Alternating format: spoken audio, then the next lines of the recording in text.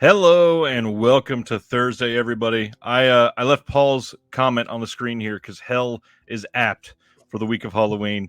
This is the last Thursday show of October, and thankfully we have one of my favorites, Mr. KB Loves Movies. KB, thank you Hello, for my stepping friend. in at the last moment. Not many people know this.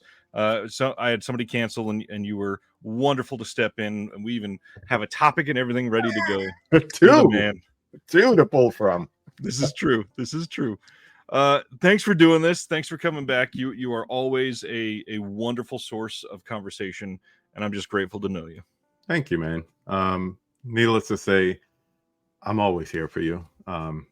It was fun to make the video for you last night. For those of you that do not know, this man got inducted to our little physical media collector Hall of Fame. Well deserved, well deserved. And I was honored to do a video telling him how much I love his collection.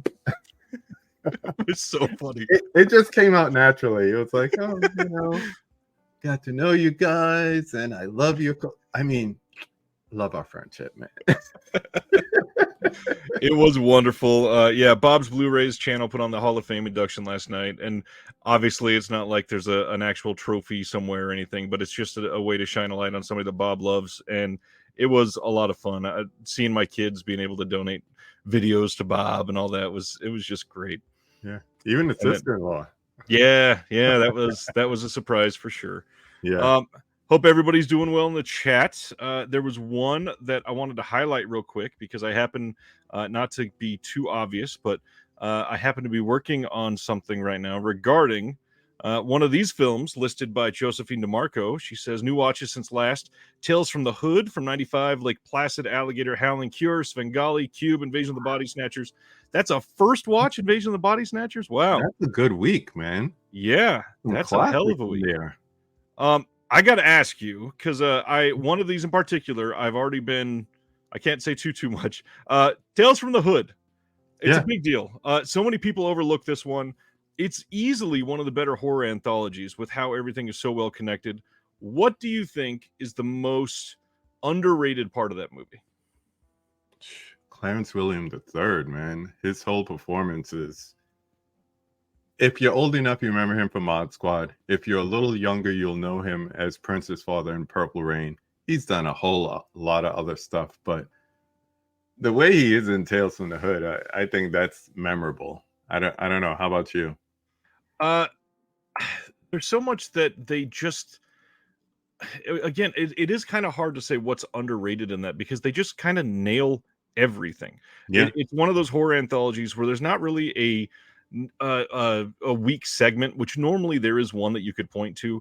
Mm-hmm. Even the wraparound on this is just fun.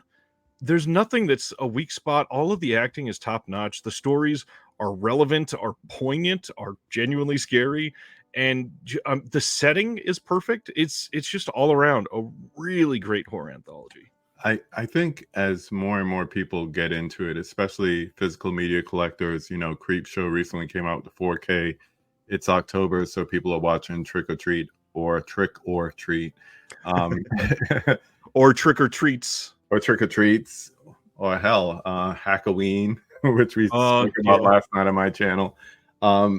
It's just that they're falling more in love with anthologies, and that's the one that always goes unmentioned to me. And I wish that more people would talk about it because it's solid. Like you said, it's very hard to pick apart or like dissect and say, right there, that's kind of like the weak spot. It's just solid. Thank you, Sardis. Got a lot of love showing up for KB in the comments, that's for sure. You all, man. This is my Thursday nights, man. It's either in the chat, making sure Sidna doesn't go off the deep end, or that's a hard job by itself, bro. Hard job. I love that he gets the call out. It is one thing to watch in the chat and another thing to take on this incredible challenge of the entire month of October, having 31 conversations. And I got to ask, how the hell's it going? Because every single one I've been able to watch, even just a handful of minutes for, you are doing better than ever, man. Well, you know what it is? One, coming off of COVID, I I didn't stream or do a video 6 or 7 weeks. I had long COVID for about 5 weeks, 5.5 weeks. And it's so weird. I mean, you even said it last night. You've missed one Thursday in how many weeks? I'm on 27 months. Yeah. So imagine not being able to do it for 6 or 7 weeks in a row. Yeah. Yeah. You kind of, I don't want to say miss it, but you feel like there's a part of you missing. And it was a passing thought. And I just said, hey, that'd be funny to do 31 conversations in 31 days. And my lovely wife is sitting there and she's like, I think you could do that. And, you know, they bring out the doofus in the man, good or bad. And I'm like, yeah, I could do that. It's like all of a sudden I got like this inner Eddie Murphy voice, you know. Right. And I'm like, that would be a daunting task. But it was just the fact that I literally had 31 like horror enthusiasts, either that I never had on the conversation or I wanted to have back.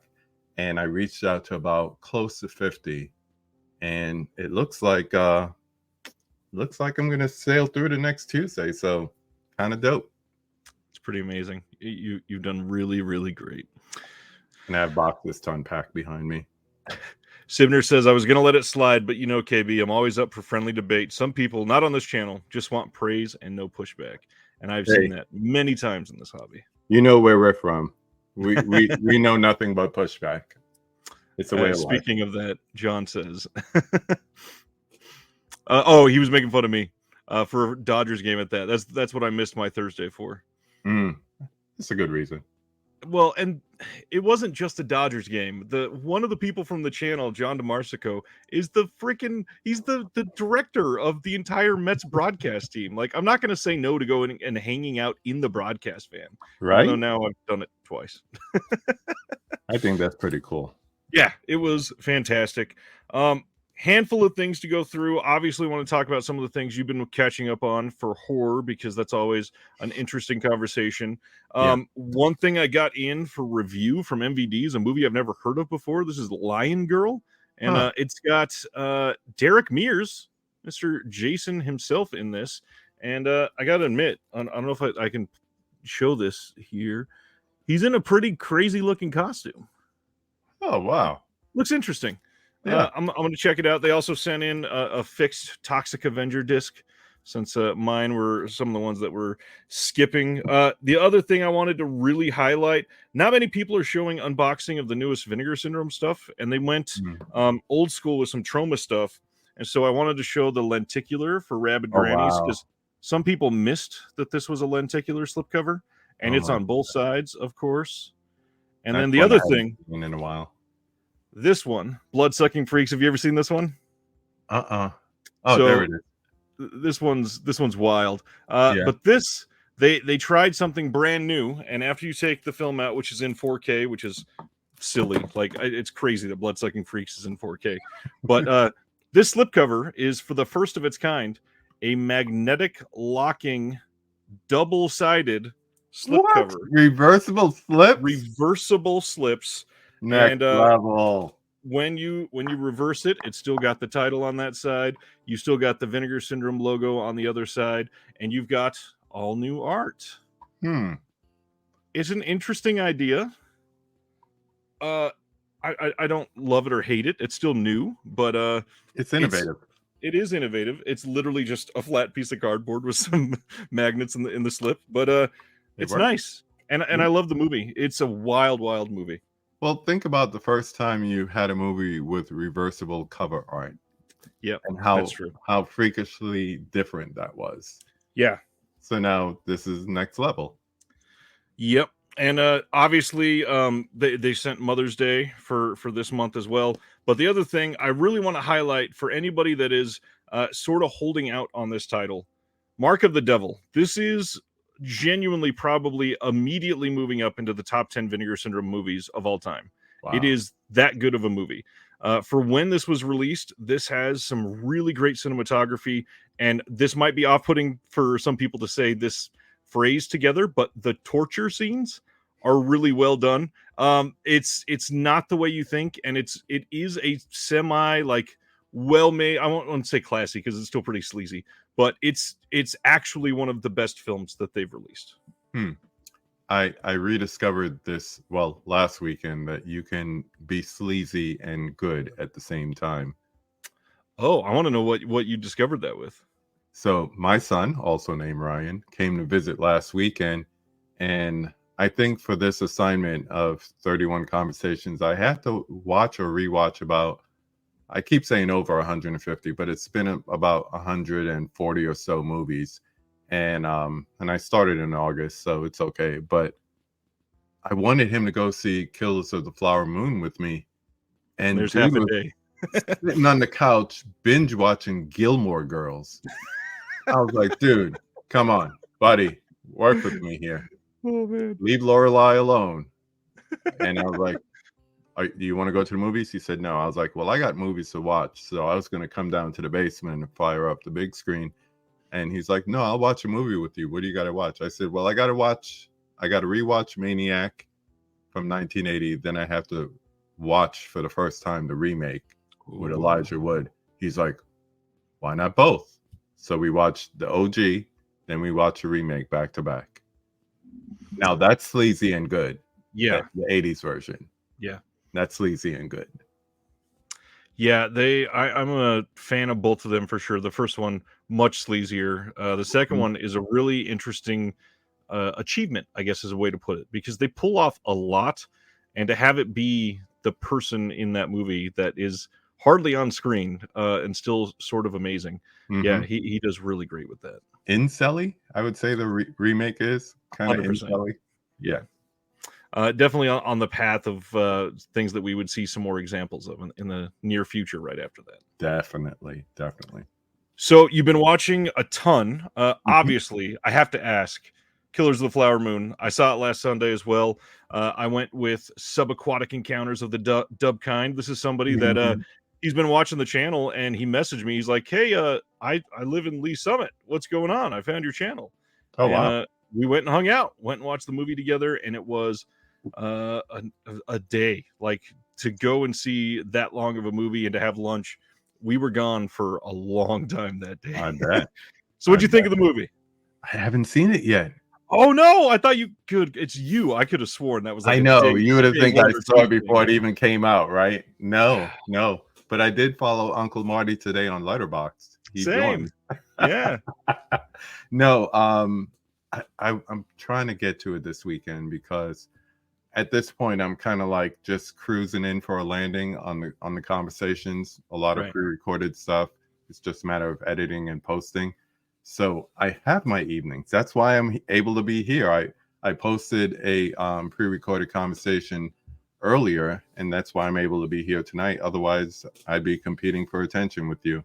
But probably go. I have a wedding on Saturday, so I'll probably go on Sunday and just make it a Sunday afternoon. Craig says, who's also another Scorsese lover, seen it twice. I'll probably see it again next week. Maybe the second viewing was better than the first, and that's usually a good sign. Wow. I was definitely impressed. I think it's one of well, it's hard. It's Scorsese, so even saying top tier, that's like nearly impossible. I have it down right now as a 4.5-star movie. I could see it going up to a 5 for me with a rewatch. I will say, and it's so poignant because Robbie Robertson died, but the score in this is amazing. I've already listened to it multiple times since I saw the movie here at home. The other thing, one of his best final acts in a long time. The third act of this movie is astonishing. Haven't said that in a while. Yeah, it is the best part of the movie. Wow.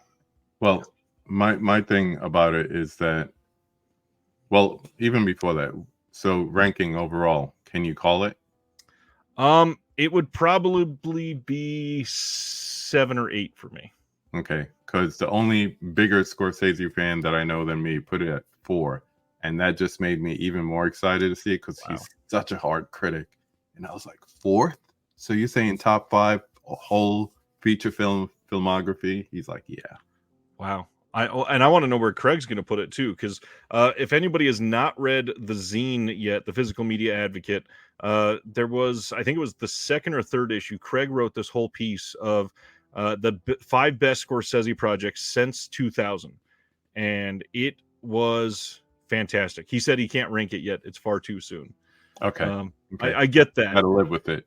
Yeah, and I definitely want to see it again to be able to do that. But there's some that maybe it's just time, but they feel so much more like overpowering, I guess is a good way to put it. And it's Scorsese, so they're all great. Nobody's saying that it's bad or any of the other ones are bad, but it's well done, and you're gonna love it. When is it coming out on Apple TV Plus? Because it's kind of ironic that they announced raising the prices right before this big movie comes out.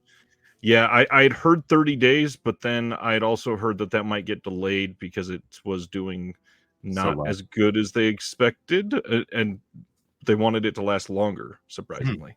So we'll see. And yeah, that's always the sad thing. It seems like his opening weekends are never this, oh my gosh, it made 50 million or something immediately. It sucks. It's one of the best directors of all time. You could argue easily the best. I think those days are behind us for like dramas and even like longer epic movies, like being able to pull first weekend box office. I mean, we live in the horror and superhero children's movies. Those are the things that rank. So maybe he should have paid somebody to open a Cabbage Patch Dolls movie at the same time, and we could have had another Barbenheimer. There you go. I completely agree, Craig. Best is always better than popular. Agreed. Yeah, Oppenheimer definitely did great for an epic, but Oppenheimer also was riding on what is, you could easily argue, the best marketing potentially ever for film. Yeah. So it is October. You're rewatching a ton of stuff. I'm curious, 3 or 4, some that either first time watches or things that you're seeing again that have stuck out this month for you. I was just looking at the list and trying to think about that. So I'll just put this out there so everybody could just start chatting about it. After 31 years, I finally watched Candyman. while you're flaming me and roasting me to death, I will say best rewatch was The Mist with my wife because she had never seen it. And did you watch black and white or full color? This was before I didn't have the Blu-ray, and the 4K wasn't out yet, but that was the best rewatch. Also Pet Sematary, the original one. That was interesting. Best new watches, I would say, is Gonjiam Haunted Asylum. Ooh. Yeah. I don't really like found footage because nowadays it's more like we're acting like we have cameras and it's found footage versus like I think I went to say Hell House. That was probably the original one was probably the last one that felt immersive and scary and everything. Poughkeepsie Tapes, that was great. As Above, So Below, that was a good rewatch. You're in a found footage mood this month, man. People kept throwing it at me, but throwing me good ones. That was the good thing about it. Malignant was a good watch. I'd never seen it, even though I have the Blu-ray since day one. Poughkeepsie Tapes. Stir of Echoes holds up. I remember good movie. Yeah, it holds up. Tucker and Dale, always fun to watch. What's up, Mika? Yeah, those are the ones, man. And then, of course, number 1 on my list to watch once I get it, Terrified. Good choice. You got me wanting to see that. Like I said, I feel like that we would be good to have the 4 of us watch it together. Yeah, one night. Oh my gosh, you're talking about the wives? Got to creep out the wife. Oh shit. That one scene at the dinner table is gonna make her feel like so skeevy. It's so great. Oh my gosh. Okay. Dude McMahon says I need to catch up on the conversations. Has your wife changed her mind about The Exorcist? No. I even have an opportunity to get the UK 4K with the original Blu-rays in it and everything. She doesn't want it in her house, so I got to respect that. Just like I don't want Hereditary. So, no Hereditary, no Exorcist. I'll watch it though. Yeah, Hell House is great. It's I so good. I love that all of this found footage stuff is getting love. And funny enough, just I think it was last week, I recorded. I have like an hour and a half long video about found footage coming up, and all the ones that we named got a lot of talk time. The thing about it for me is if someone could go through all of them and just like, I don't know, just pull out the chaff from the wheat and just give me the good ones. But this whole, like, you got to watch everything to discover what's good. I don't want to go through that because the bad is really bad. But if every once in a while I get a Lake Mungo or get a Hell House, yeah, I'll be into it more. But most of the time it's not worth it. Have I got a video coming up for you then? I think you'll be pleasantly pleased. Good.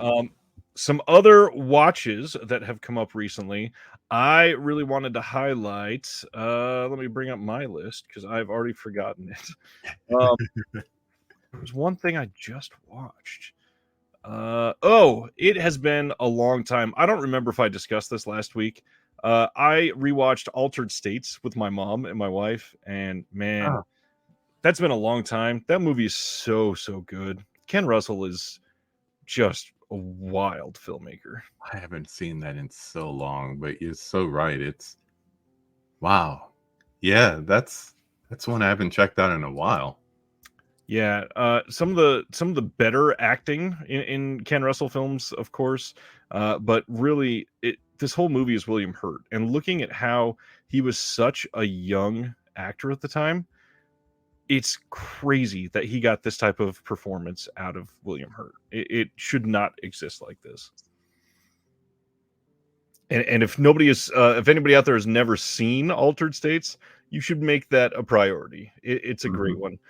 That's one I'm almost kind of surprised that no boutique label has tackled yet. I'm not sure who put that one out, but that thing is amazing. Yeah, that's funny. So what is it, like in DVD hell or whatever?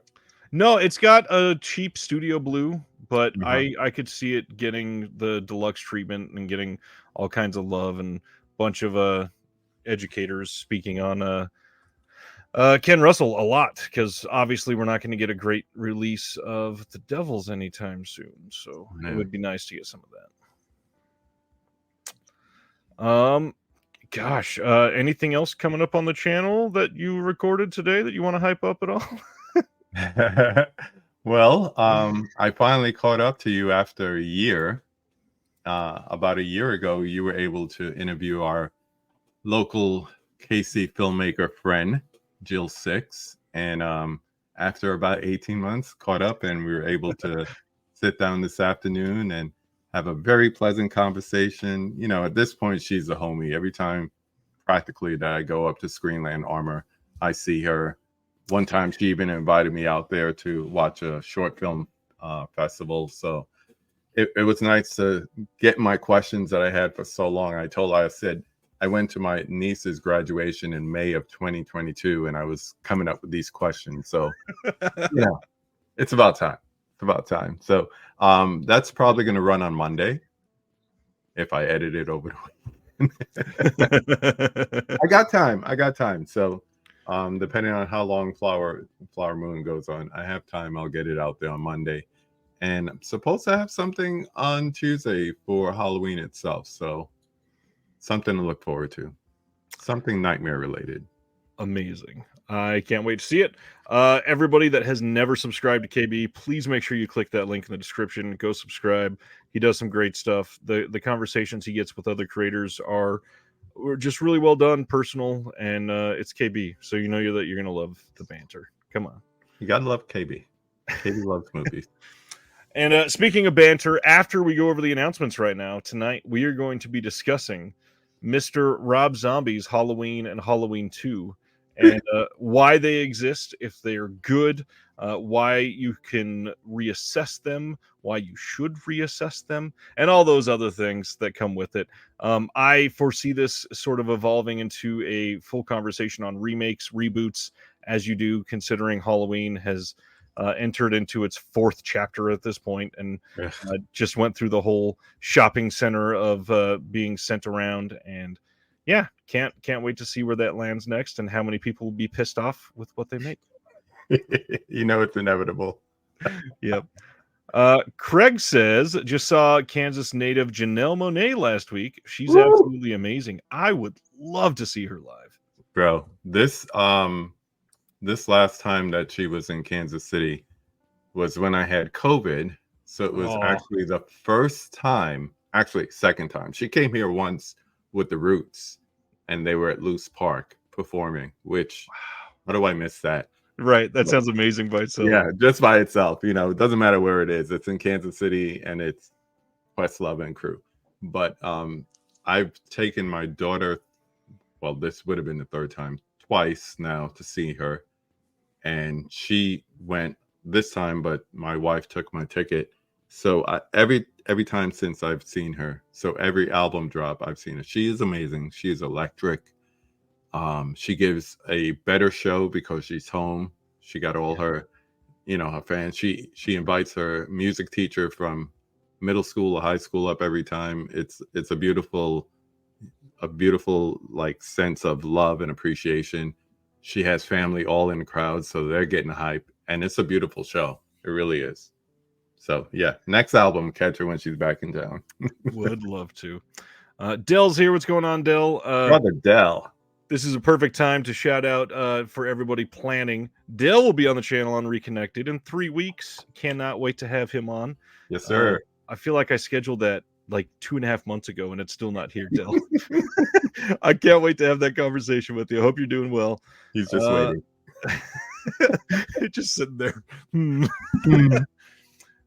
Let's see. Craig also says, if you have a chance, do not miss her best live performer since Prince. Damn. Yeah.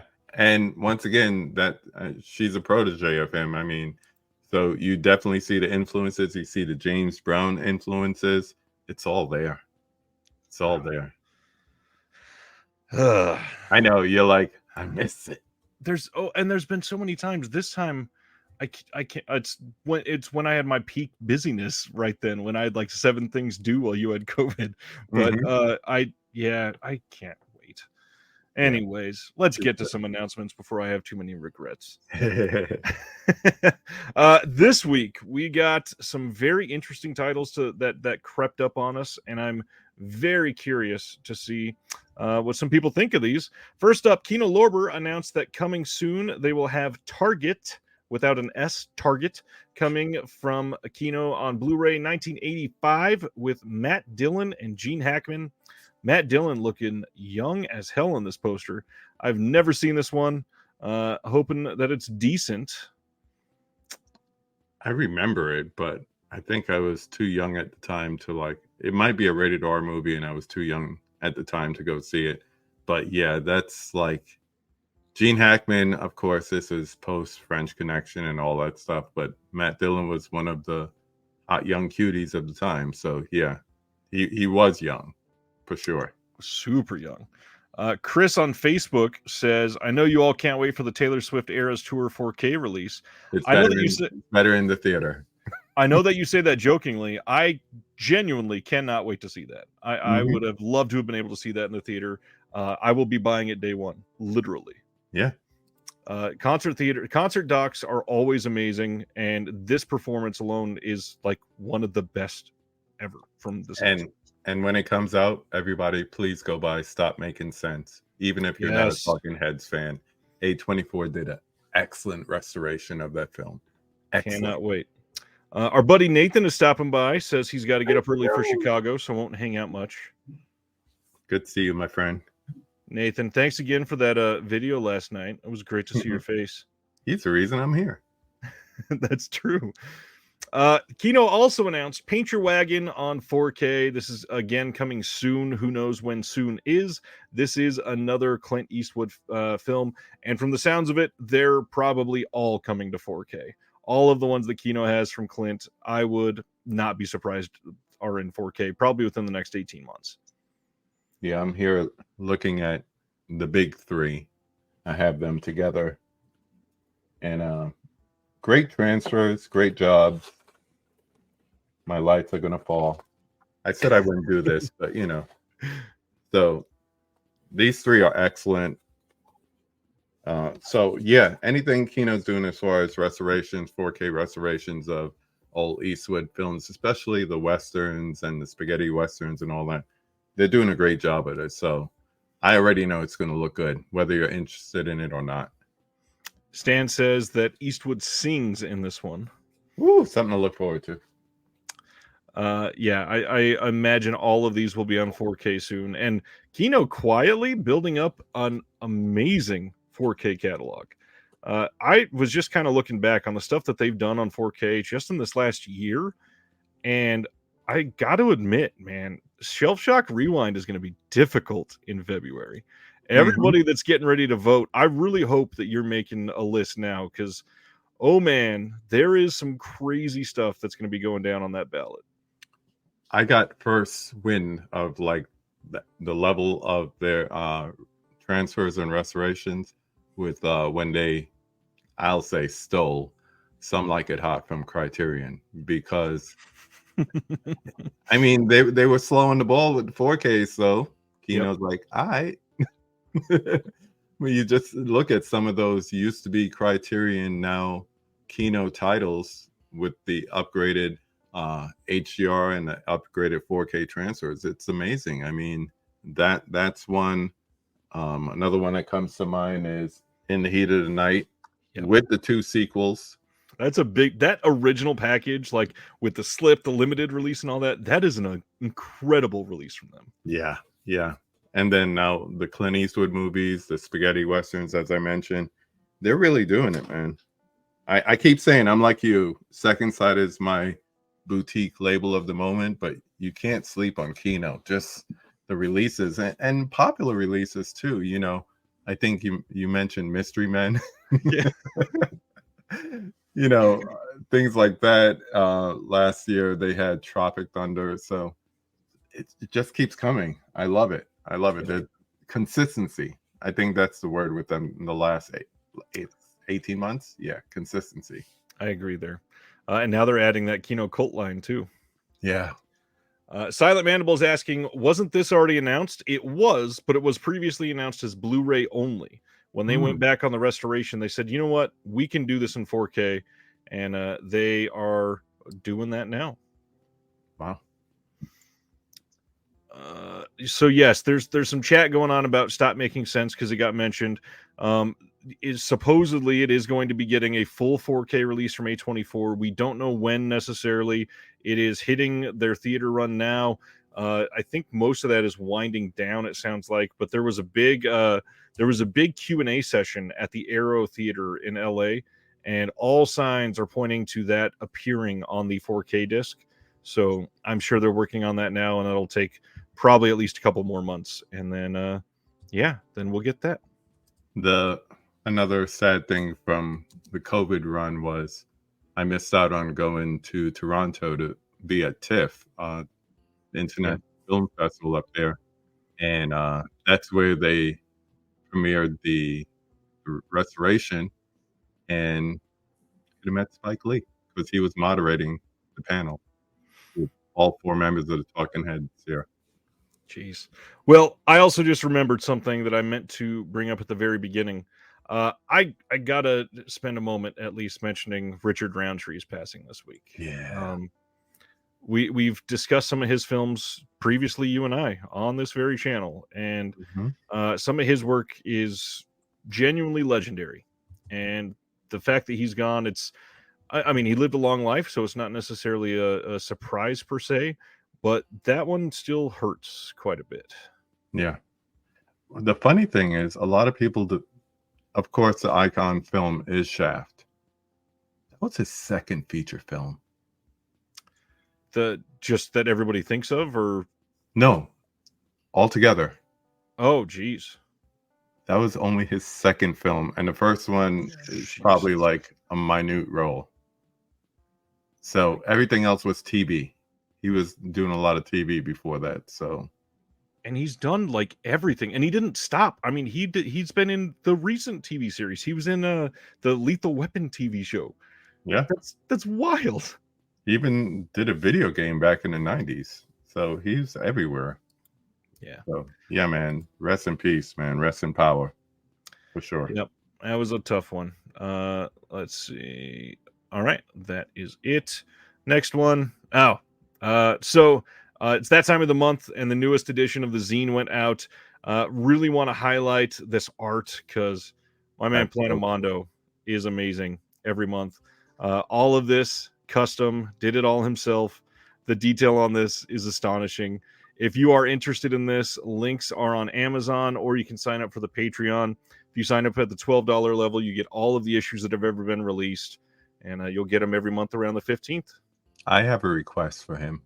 Can you do a custom slipcover for a Blu-ray or 4K? I think that'd be nice. It would be. I don't know if he has the materials for it, but I think he would love to get into doing some alternate artwork. So that's cool. Yeah, that's really cool. This month is kind of an astonishing release. There are more articles in this than I ever thought possible. We got a couple people in the chat that were able to give some of their wonderful knowledge. Stan Geezy wrote a long piece about how pornography is responsible for the physical media boom, and it's incredible. We got the first half of Craig from Deaf Crocodile's life story in this, and it's incredibly intriguing. And there's a lot of stuff that people, I think, will find relevant to your story. And it's just a wonderful dive. We got a piece on Bollywood cinema for the first time by Chris Dashew from the Culture Cast, and more. I mean, we got a birthday piece on Miriam Hopkins. We even have a piece on Rob Zombie's Halloween 2 from film blogger Sam, and I think that everybody would love it. Check it out if you have not given the opportunity to. It's a great issue. Oh, Sam. Next up, 20th Century Fox announced that A Haunting in Venice from this year is coming out on November 28th on Blu-ray. It's going to have some deleted scenes. Kenneth Branagh is going to be there with part of his team to talk about some of the sets and all of that fun stuff. But I got to admit, from the sounds of it, and I've not seen any of the trilogy yet, everybody says that this is the most beautiful looking of the three, and the first two got 4Ks. Right? This is only getting a Blu-ray release. Why? What is up with that?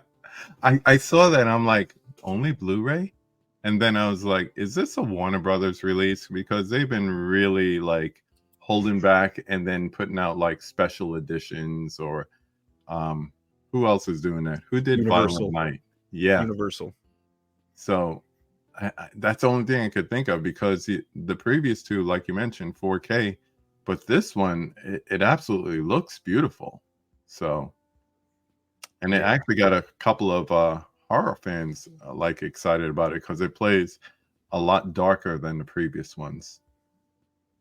I love that. As you say that, Sibner says this movie is dark. It needs HDR. Yeah. Darker in another way as well. Ronnie says it will be streaming on Hulu just next week. Yeah, I can't stream dark movies. They're so blocky. Ugh. That choppiness is never great. Yeah. Oh, geez. Craig just said, I got a quote for UHD authoring today. I'm glad I was sitting down. Maybe that's why they skipped out on 4K. Really? Well, I have to imagine it's not cheap. Yeah. I mean, $40 steelbook. Next up, we got a little bit of a tease. Air 4444 are showing some artwork for Run and Kill. And then the other title that's coming out with it is Scissor Penis. This is not a joke. First title, Run and Kill. This is from 1993. Scissor Penis is from 2018. How many times do I say Scissor Penis before everybody feels uncomfortable? Well, only if you don't say Dick Shark. I think we're good. Do I need to pull out my release and we can look at it? I mean, it is safe. We do know that these are coming soon. We got the prices here. We see that there's going to be a booklet, some stickers. We do not know exactly when these are dropping, but they showed some pictures from the Run and Kill restoration today. It looks much better. It looks incredible, actually. I like that side B one. Looks good. Yeah. Then we got a comment here that says Run and Kill is not for the faint of heart. Cat 3 at its extreme. And yeah, it's very, very extreme from what I've heard. Chris says, who would have thought in 2023 we'd be paying $36 for a limited edition of Scissor Penis? But here we are, and I love it. Good double feature with Killer Condom. Make it a triple with KB's Dick Shark, and we'll have a good night. Just this week, I put up an interview with Ben Modell from Undercrank Productions, and pretty much nobody has watched it. Just an FYI, this one is really good. There's some interesting behind-the-scenes stuff behind silent films, and Ben is somebody that goes and composes the scores to go with silent films, and he is a brilliant dude and is doing a lot. So strongly suggest giving that a watch. And for those that don't know, Undercrank Productions is a Blu-ray label, and they've put out quite a few things and are working on a lot right now. So if you're interested, I would give it a dive now.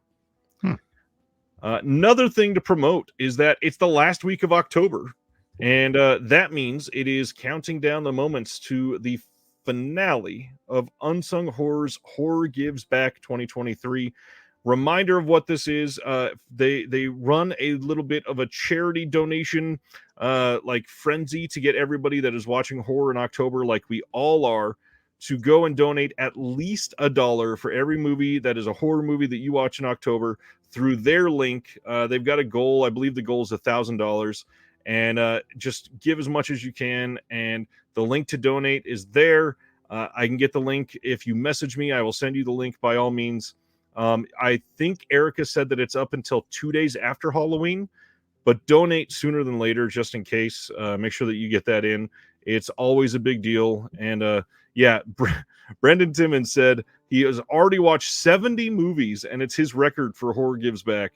That is incredible. So yeah, make sure if you're willing to do that, you go in there and throw it in.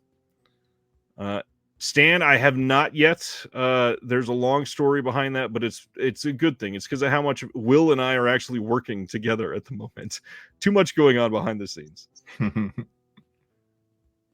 Of course, I will click the wrong thing and then make an awkward point. Okay. TerraVision and Graveface Distribution announced Handheld Hell, The Outbreak of Homemade Horror, the 376-page full-color trade paperback book by Justin Burning, can be purchased now, and it sounds really good. They're talking about all kinds of lower budget handheld shot on video stuff and the stories behind it, and they've got big names in there. We got Mark Polonia from Splatter Farm, Nathan Schiff, Tim Ritter, Donald Farmer, Fred Vogel, Brian Paulin. There's so many associated with this. A lot of people know Justin Burning.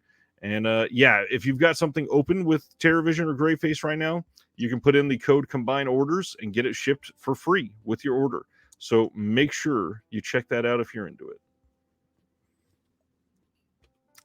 All right. We have not talked about MakeFlix in quite some time. MakeFlix are shipping in early November, the next 3 releases here. These are all going to be MOD Blu-rays. First is Bloodsick Psychosis from 2022. This has a heavy metal bloodfest shot on VHS. Deadbeat punks take too much acid and develop a vampiric thirst for blood. A 90s style shot on video horror filled with cheap gore and buckets of blood. And it's got a big metal underground soundtrack. And sounds interesting. It's done by Bruce Longo, and I think all 3 of these are. The second one is A Corpse for Christmas. This is same thing, shipping in early November. This has a sleazy, sadistic metal fest shot on VHS. From the makers of Bloodsick Psychosis comes a new horrible holiday tale, a 90s-style horror movie based on the true crimes of real necrophiles set in the Philly heavy metal scene. The splatterpunks celebrate Christmas with old pagan customs and putrefaction passion. KB, I'm sure you've already pre-ordered both of these. Yeah, no. They're fun. You know what? Once again, like I was saying, separating the wheat from the chaff kind of thing. Yeah, there are a lot of like low key, like B movies, C movies that once you know someone who's like an expert and they call it out and you watch it and you're like, that was fun, that was good. But just to randomly go, like if someone was to tell me, hey, this is a good one, I'll watch it. But just to randomly be like, I never heard of this, let me get this title. Yeah, not so much. That's why I rely on recommendations from you.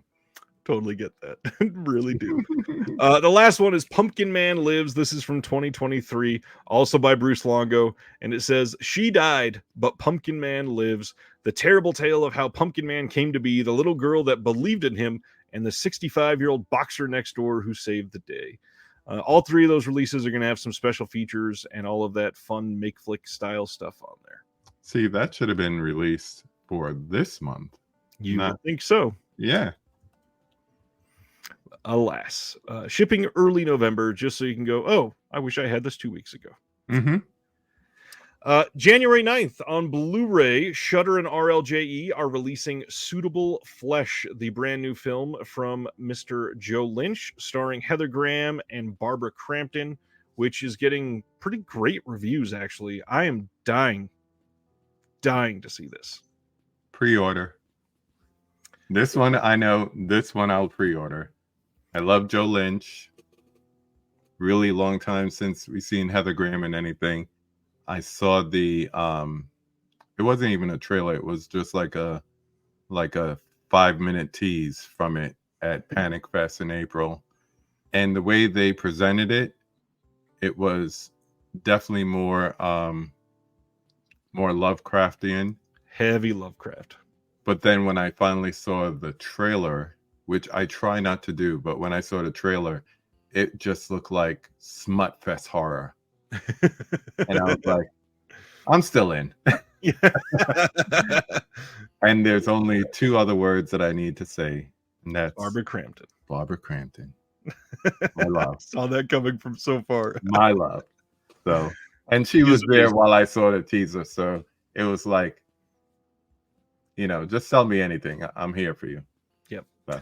Yeah, she is a wonderfully kind person. So yeah, I can't wait to check that one out. Beautiful way of putting it.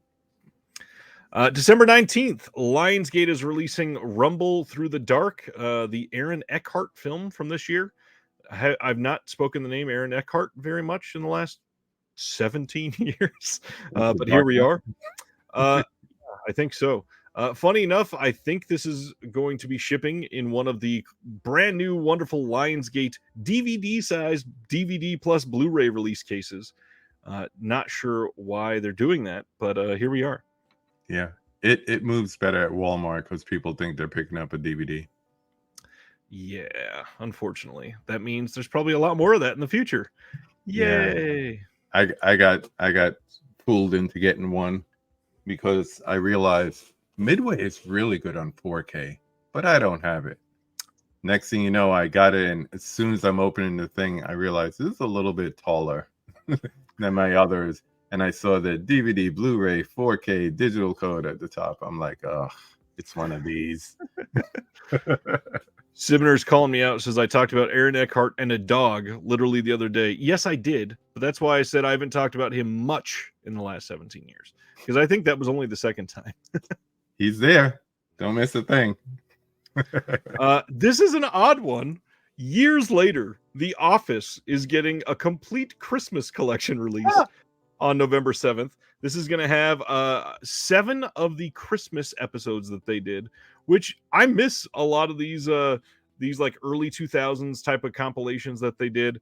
But this is an odd time to release the Office Christmas collection on Blu-ray. Yeah. Huh. What they should do is not so much The Office, but The Simpsons, all the Treehouse of Horror episodes. Yep. They should release all those together. That will move like hotcakes. I agree there. Cinematic Commentary says Mobland almost slipped past me because of that DVD case Blu-ray. It's so annoying to have to look out for that. And funny enough, I was lamenting about it. I think 2 or 3 weeks ago when I was discussing 2 of the releases, and then I realized Disney did it years ago. I think I've got 2 or 3 of the releases that came from the Disney Movie Club that are DVD plus Blu-ray, and they're unnecessarily tall. It's ridiculous. Go back to that comment by Dell, because that is so true. Yeah, Thank You for Smoking is great. Yeah. So underrated. And he was the perfect person to cast for that.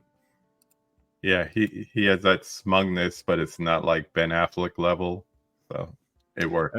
I also think at any other point in his career, it would have been a weird time for him to do it. Mm-hmm. It was hitting perfectly. All right. Next up, we've got another Christmas release. Elf is getting this deluxe Ultimate Collector's Edition Steelbook release in the UK, of course. Of course. This is coming on December 11th, and it says limited worldwide to 2,000 copies. I'm really confused why they're putting that in all their announcements when they only sell it in one country. Limited to 2,000 copies worldwide. Buy it in the UK only. This is coming with steelbook with gloss finish. You got a bobble box rigid slipcase with die cut windows, double-sided poster, 3 iconic scene art cards, 3 character art cards, a Buddy the Elf postcard, numbered sticker, and the steelbook itself is actually a pretty decent design. I like that. It's fun. It's one of my favorite Christmas movies because of the kids. You know, that was their time, and that's the family quotable movie. Like everyone can quote at least 5 lines off the top. You know, of course. But the children love the books. You know. Sibner says, not sure this one will sell quite as quickly as the Exorcist Bible edition. No. Probably not. No. Yeah, Elf holds up really well. And honestly, I think a lot of that is Jon Favreau. A lot of the stuff that he's directed is just astonishing. Like Chef is amazing. Yeah. That's another one people don't talk about enough. It's true. And it makes you hungry every time. Even if you just say it and you watch it, you want to go in, like find a food truck somewhere. Got to get a Cubano sandwich. Yeah. I mean, he filmed it so great. So good.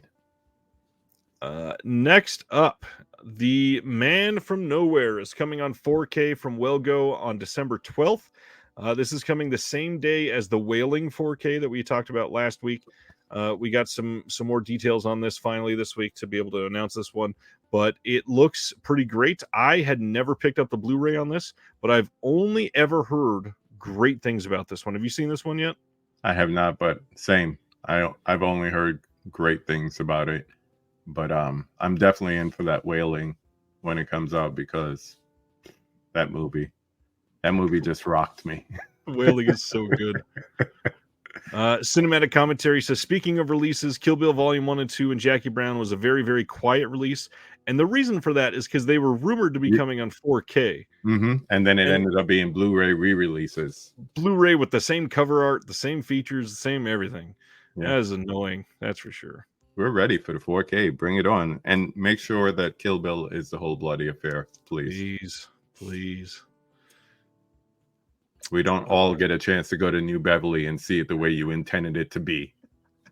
Or in your backyard, Quentin. December 19th, Wellgo is also releasing The Wandering Earth 2. I've not seen the first one, but supposedly these are both really great. I would love to check these out. I'm kind of surprised that this one's not getting a 4K after the release of the first one. Did decently. Never heard of this one. So this one says, in the near future, after learning that the sun is rapidly burning out and will obliterate Earth in the process, humans build enormous engines to propel the planet to a new solar system, far out of reach of the sun's fiery flares. However, the journey out into the universe is perilous, and humankind's last shot at survival will depend on a group of young people brave enough to step up and execute a dangerous life or death operation to save the Earth. Sounds like Sunshine without the atheism. I thought Sunshine plus Armageddon plus like Gen Z almost, because it's focusing on young people. You said young people, and I was like, we're doomed. Oh man. Next up, Unearthed Films is releasing Mexico Barbaro 2 on January 16th on Blu-ray.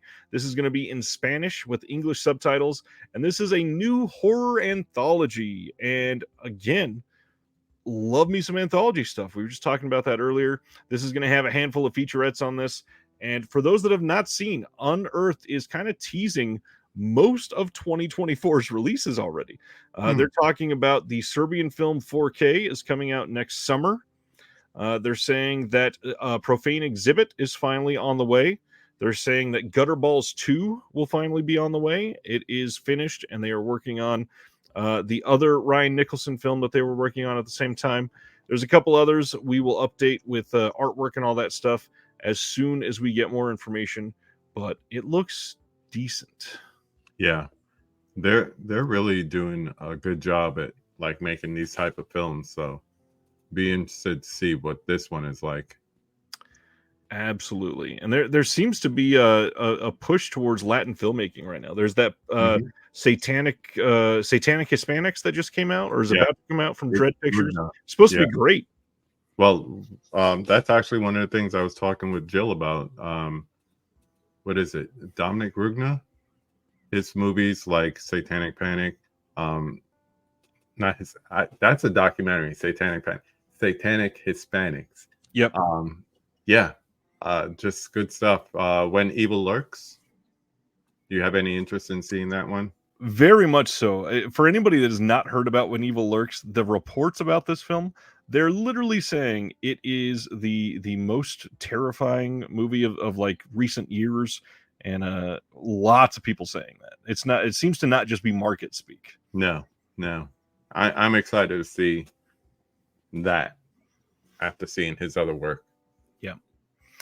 Simoner is asking, when are they releasing the August Underground trilogy? So the third one is releasing in December, and funny enough, they planned that because there is a Christmas scene in the third August Underground film, as morbid as that is. But he has been saying from the beginning that as soon as all three of them are out, a few months later, he planned on doing the trilogy.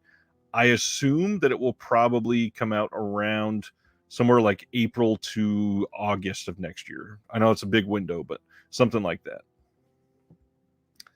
Next up, Passages is getting a Blu-ray release from Mubi on December 12th, and this is a movie that I've had nothing but friends raving about since this got a release. This says it's about two men who've been together for 15 years and what happens when one of them has an affair with the woman. And this is supposed to be just a remarkable release. Mubi seems to be doing really great, and can't wait to see what this does. Yeah. I picked up the Park Chan-wook movie that came out earlier this year. First on Blu-ray, now it's out on 4K. And what they're doing with everything from simple packaging, nothing spectacular there, but it's really like a return to the content, which is the movie, which is the disc, indexing, all that good stuff. So yeah, they're doing a really good job. Chris Silvestri says, this is random, but is the MVD sale coming up soon? Well, the MVD sale, kind of is on sale at Diabolic still.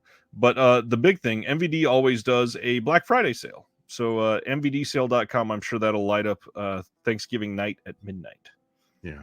I've been, besides the Criterion Flash sale, I've been taking it easy, like no more than like 2 or 3 discs a week. Like, this is literally what I ordered last week. Finally. Nice. Upgrade, finally. Nice. And not even $45. And I'm good until November when hopefully, that store that's selling out is going to put up their early Black Friday stuff. But, everything else, all the boutique stuff, I'll just wait, like you said, Wednesday night, Thursday sometime for the Black Friday sales. Oh, and I forgot. I love when your credit cards work for you. I'm ready for Criterion sale. It's going to cost me $3 plus tax. Did you get this thing in yet? No, that's on my list. I had to go for that the flash sale to get it. It is not one that I wanted to wait even a moment longer. Literally just got this in the house in the last 24 hours. Cannot wait to open this up and watch it again. Yeah. Freaks is great. I kind of went ham on the Criterion sale. So at a certain point, I was like, November. And then Dell says, KB saying I'm good till November, like it's still months away. November is 5 days away. I'm just saying you're not going to see me in the stores on Tuesday. Come on, Del, stay calling me out. Oh, that was perfect. Oh man. Def Crocodile says there are a number of Ukrainian films we've had our eyes on. That's interesting. And then also, Hayad just said it's crazy, but we've got titles all the way slotted out to December 2024 already. Wow. Amazing. Yeah, physical media is dead. Ronnie says my Criterion Flash Sale order came in just 3 days. There was somebody. Where do they? Is it Kentucky they ship out of? I think. I'll let you know because I still have mine in the box. There was somebody that lived like a state away, and it literally shipped the day that the flash sale started, and they had it early the next morning before the flash sale was even over.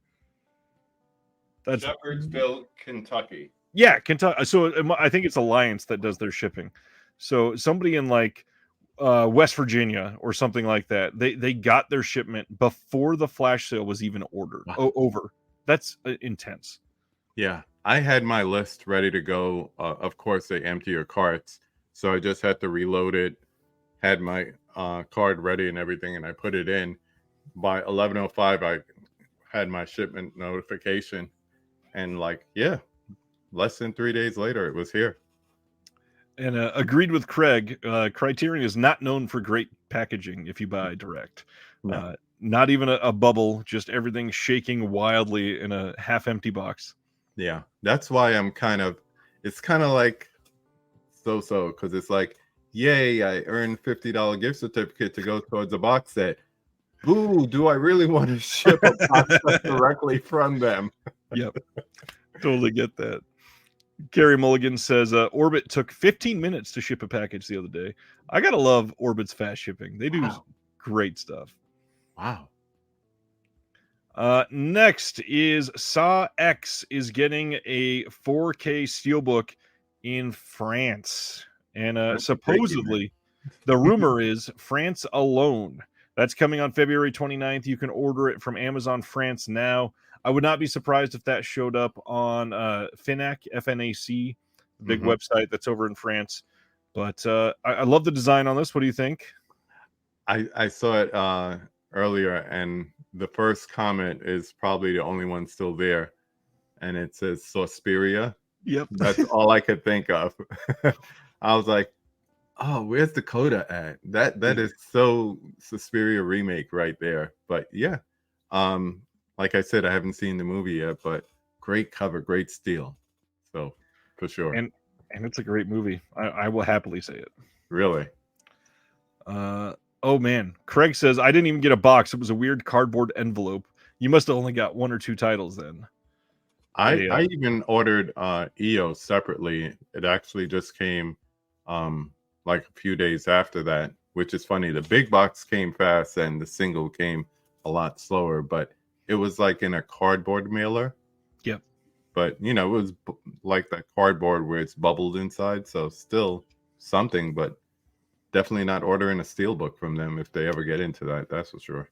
Target does that crap too, where it's not even corrugated. It's like vacuum sealed cardboard around your title. And if you get something with a slipcover, God save you, because it is not going to be mint when you get anywhere near the title. It is one of the worst pieces of packaging. Not to mention the fact, of course, it can be penetrated by anything around it. Like if you breathe on it, it's going to get dented. Yeah. That's why before they pretty much took away their physical media from their shelves, I was like, if Best Buy closes, will they start getting stuff? I mean, it's obviously going to be Walmart. You could already start to see the trend going that way with more 4K steelbooks, Blu-ray steelbooks to accompany. So they're going to get the bulk of like the Lionsgate and all that stuff. But yeah, Target needs to step their shipping game up too. Well, and they had indicated they might be exiting physical media as a whole as well. So the rumor would be Amazon would pick up most of the exclusives, which let's pick somebody who's not being like investigated by the government for monopolization or being broken.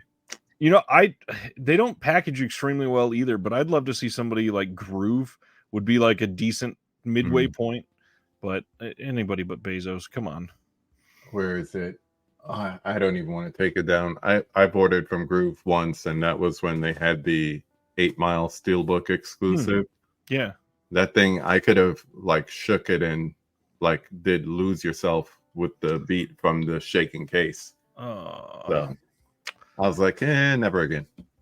I'm kind of worried because I had to get dual 4K Steelbook from them. It's a nice looking Steelbook, but I'm afraid. Yeah, I'm afraid. I obviously number one choice. I'd love any of the studios to be like, "What's this Diabolic DVD or Grindhouse or something?" and treat them as the exclusive. But that would never happen, of course. It's not even like they're new to this. They've been doing this almost 20 years. So yeah, Diabolic even longer. Michael Smith is asking, any word on the Indicator sale? Heard it would be in October. Need to use my points before they go away. Absolutely, you do. Indicator themselves said it would be before the end of October, and I believe most of their sales start on Friday. So my math tells me pay attention tomorrow. Yeah. Is Arrow making an announcement tomorrow too? They are, and they've already had 3 titles leak that are coming to the U.S. and I'm sure that they're going to be doing some stuff in the UK as well. So we still got a lot to go for them. Let's see. Any more chats? All kinds of stuff coming through here. R. Brooks says, I love Orbits and Grindhouse videos, insane shipping speed, but if I make a mistake on my shipping info, it's almost always too late to fix. Yep, get that. I don't know about.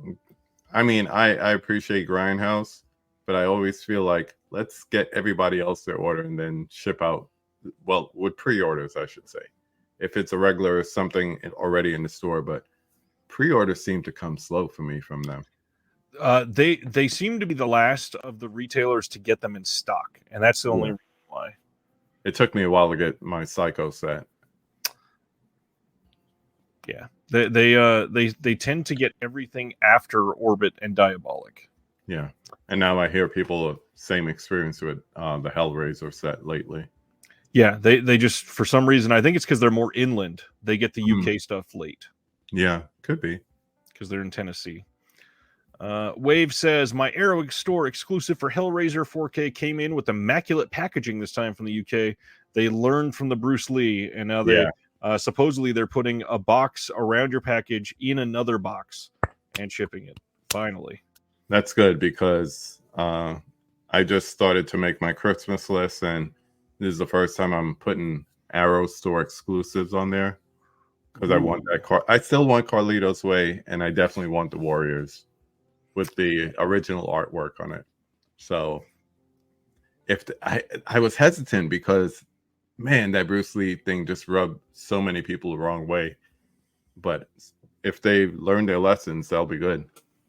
Yeah, and everybody seems to be reporting that they're doing decent with it now. So hopefully it's a good move for them. Obviously, they lost a ton of money on that.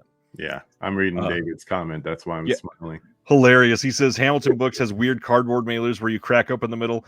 I did a long time ago. I did a guide to Hamilton Book, and I think I called them Tootsie Roll packages because of how you pop open both sides. Love their packaging. I've never had anything damaged come from them. Me neither. Those are book mailers. That's how novels come. So they're a bookstore. That's what they use. But it's good packaging. I mean, if you order a hardcover book, you're not going to get any dents in the spine or anything like that. And if you order a couple of Blu-rays or 4Ks, I've ordered Arrow stuff from them because you wait a couple of weeks and they'll drop an Arrow limited edition down to like $20. Oh, I got Wild Things for $20. True Romance. I bought a copy and then I bought another copy from there, $25 for the limited. So if you could wait and roll the dice, Arrow especially, you could get some great deals. For sure. And the other one that I would say is if you're interested in partner labels from OCN and you don't care about slipcovers, they get them in quickly and they're normally like $3 or $4 cheaper than the VS site already. So you can get stuff at sale prices literally right after they come out. Yeah, because I remember Texas Chainsaw Massacre 2.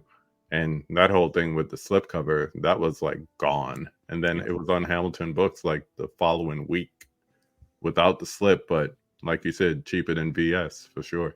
Absolutely. All right, only a handful left. As we talked about earlier, Bob's Blu-rays, if you want to go watch that Hall of Fame stream, still up on his channel. That was last night.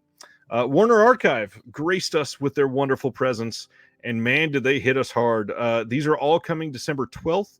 The first one is Anna Christie from 1930. We got a Greta Garbo, and man, they have hit some pre-code titles hard this year. They have been riding that really, really strong, and just doing great. This one's got some special features on it as well. But the big thing, it's got the 1930 German language version directed by Jacques Fader, starring Garbo as well. You also have MGM Parade Television episode number 30 with Walter Pidgeon on Greta Garbo's career. That's really dang cool. And then you got a Warner Brothers cartoon, and then an audio-only Lux Radio Theater version of Anna Christie broadcast with Joan Crawford and Spencer Tracy. Wow. This is a stacked release. Yeah, and it's a good movie too.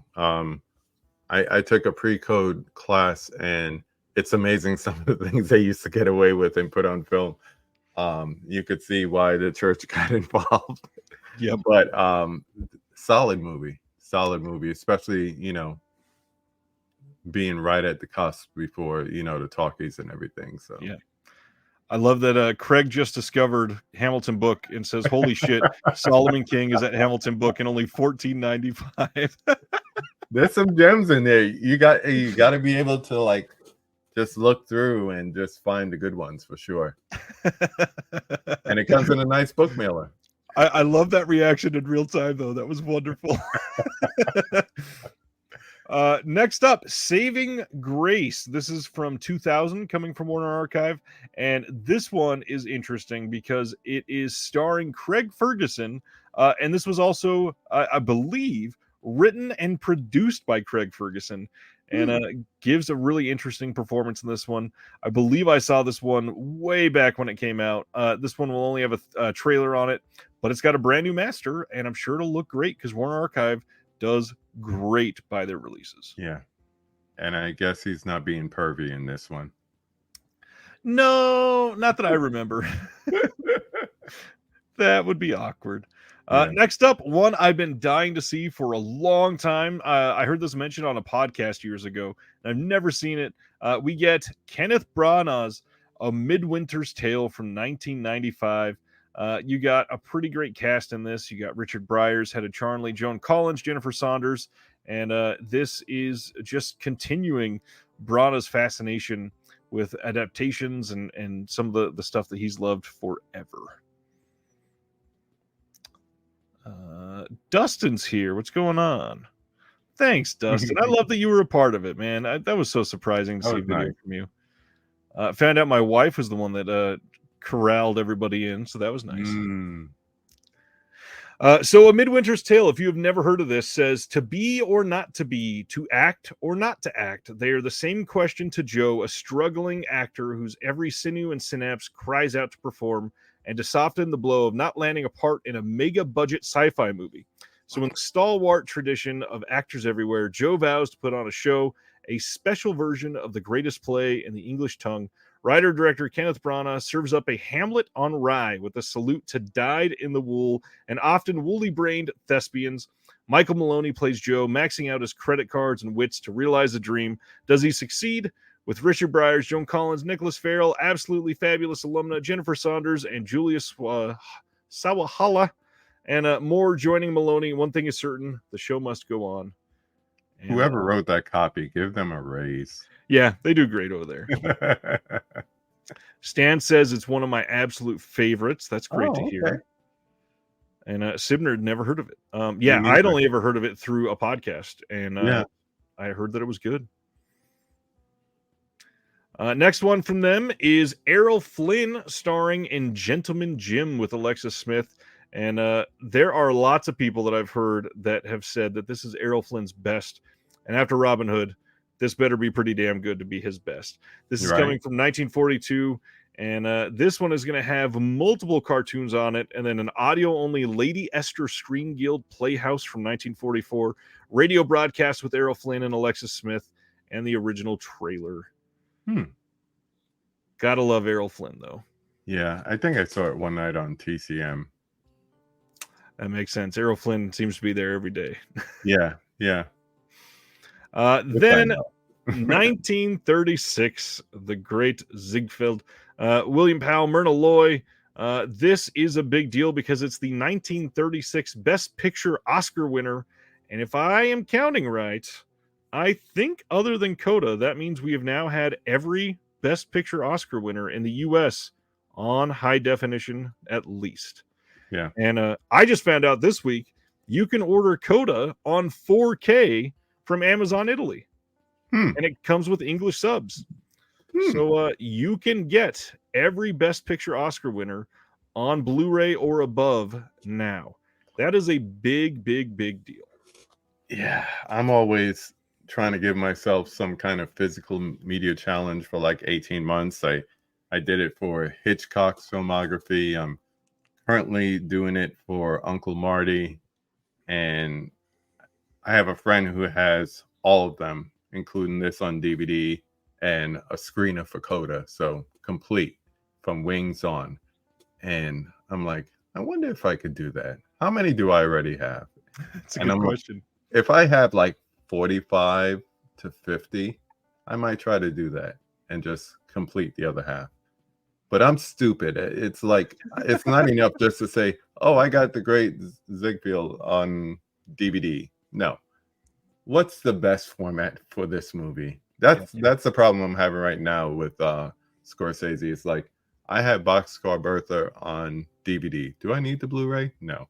I have New York, New York on DVD. Do I need the Blu-ray? No. But the challenge is, so I might do this. This is one thing I'm thinking about doing. Denzel is the other thing I'm thinking about doing. He's got a lot of stuff that needs 4K releases. He's been in a lot of action heavy and some dark movies that would do really well with HDR. I mean, Criterion took care of him last year and gave us 3 beautiful upgrades. One of them should have been 4K, and the other one should have been Blu-ray. Mississippi Masala and Devil, they switched those 2 up the wrong way, in my opinion. But Malcolm X, beautiful, on and on. But yeah, so those are the 2 things I'm thinking about doing. But that's still at least a year away. Interesting. And there's the shout out. Crocodile says Criterion's Devil in a Blue Dress is fantastic. Beautiful colors. I would love a 4K of Man on Fire. So would I. Such a good movie. Oh gosh, yeah, that's true. Sibner says the most difficult director to collect, Soderbergh, and that is probably true. I would not bother. The hard part is Soderbergh has some amazingly high highs, but he's got some awful lows as well. He lost me at the Girlfriend Experience. How does He Got Game not have a 4K yet? That's a great question. Stuck on DVD. Oh, God. The Blu-ray was announced and it never came out.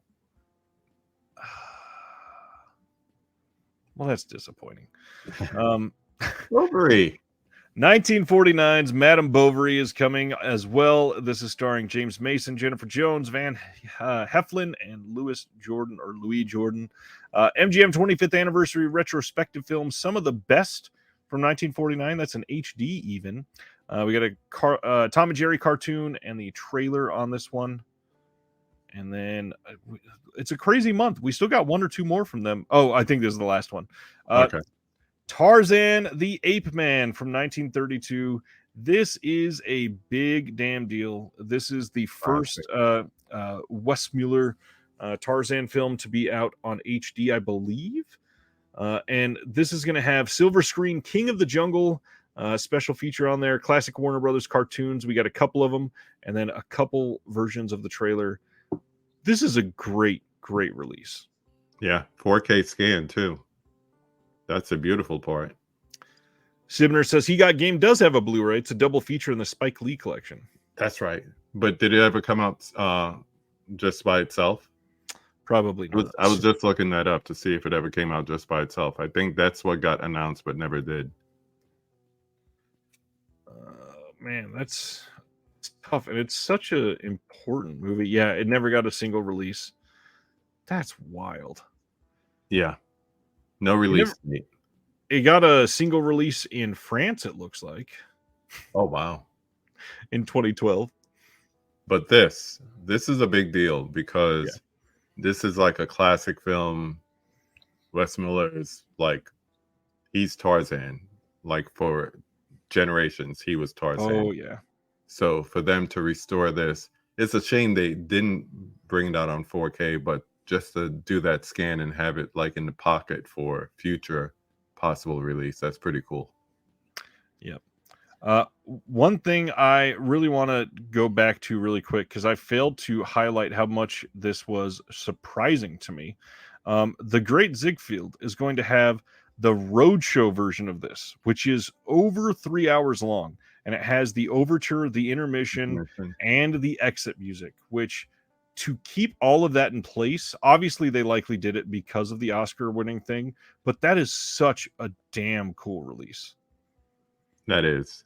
Funny enough, I think Dell might be the only one who will be able to guess where I saw this.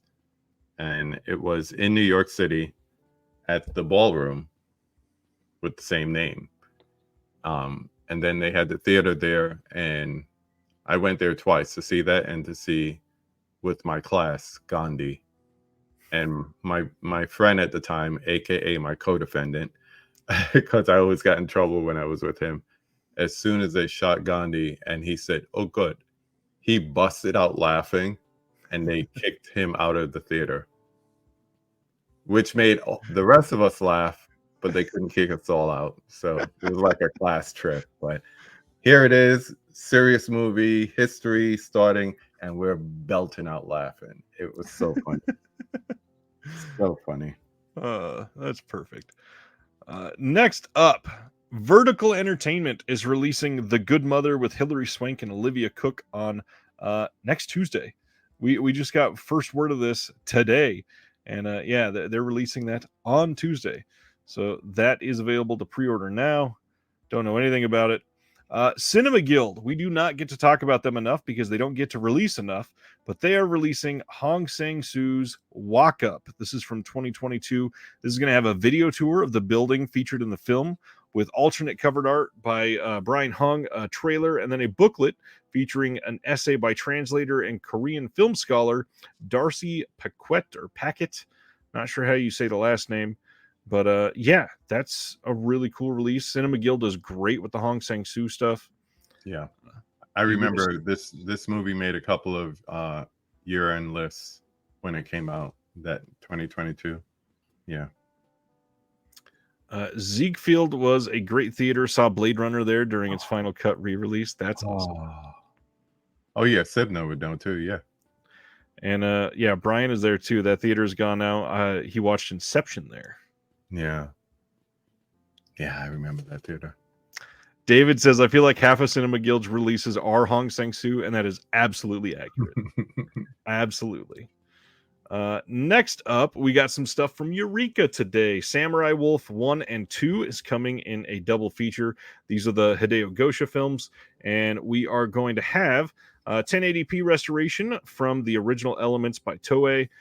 We got the original Japanese audio with optional English subs, audio commentary on Samurai Wolf by Chris Paggiali, Outlaw director Hideo Gosha featurette with Tomo Gosha, reversible sleeve, and a collector's booklet with new writing by Tom Mess. And Tom is always amazing.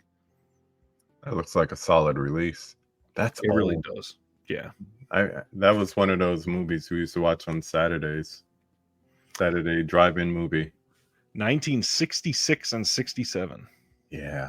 Wow. Next up from Eureka is the Jet Li film Kung Fu Cult Master.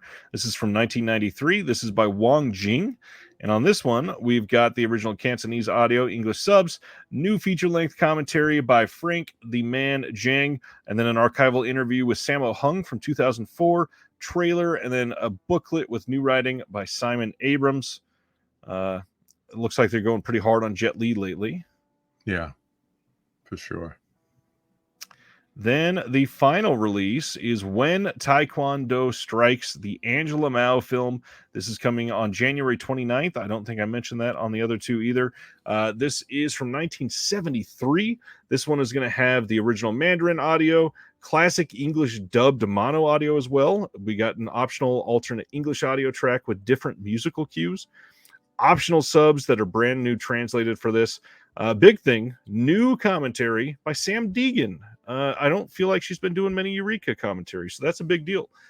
This is also going to have a film called The Best of the Martial Arts included in this. This is 91 minutes long, featuring it's a documentary presented by John Saxon, and they don't really say here. I'm very curious if this is actually going to be in HD, because I don't think this has been released in HD prior. That'd be cool. It's funny they got him to do it, but yeah. What's going on, Dead Sea Life? Wow. Also saw Lawrence of Arabia at the Ziegfeld in 70 millimeter. That sounds beautiful. That's such a cinematic movie to experience in 70 millimeter. I had a theater like that. Yeah. Wow. I just got nostalgic just reading that. And I wasn't even there. Cinema Guild, again, they announced something else today. Coming in early 2024, they are releasing Typhoon Club from 1985 on 4K. This movie takes place in the 5-day period before, during, and after a ferocious, seemingly liberating typhoon, which several students endure while marooned in their school gymnasium. And they say that extras on the 4K release of this will include new conversations with the filmmaker Kiyoshi Kurosawa and actress Yuki Kudo discussing Typhoon Club and their work with Shinji Somai, plus an essay by Chris Fujiwara and more to be announced soon. I have yet to see Typhoon Club, but I've heard that this is amazing. Same. It's definitely one I want to check out because I've heard nothing but good things on this one. So 2024, probably first quarter. Oh, easily, yeah. Cam is here. He says, just got home from watching The Killer. He says, watch Blast of Silence, La Samurai, and The Killer in that order. It's a 5-star film. Ooh. Oh, you lucky bastard. Screenland. Yeah, they're playing tomorrow. I wish I had free time to be able to go up there. Yeah. Next up is the last one of the week. Peccadillo Pictures in the UK is releasing George Michael, Portrait of an Artist, the 2022 documentary. This is coming on December 4th. This is also going to have an interview with the director, Simon Napier Bell, with over 80 minutes of outtakes from the cutting room floor and a 44-page booklet featuring extracts from the book of the film. I have heard that this is a wonderful documentary with a very, very sad ending.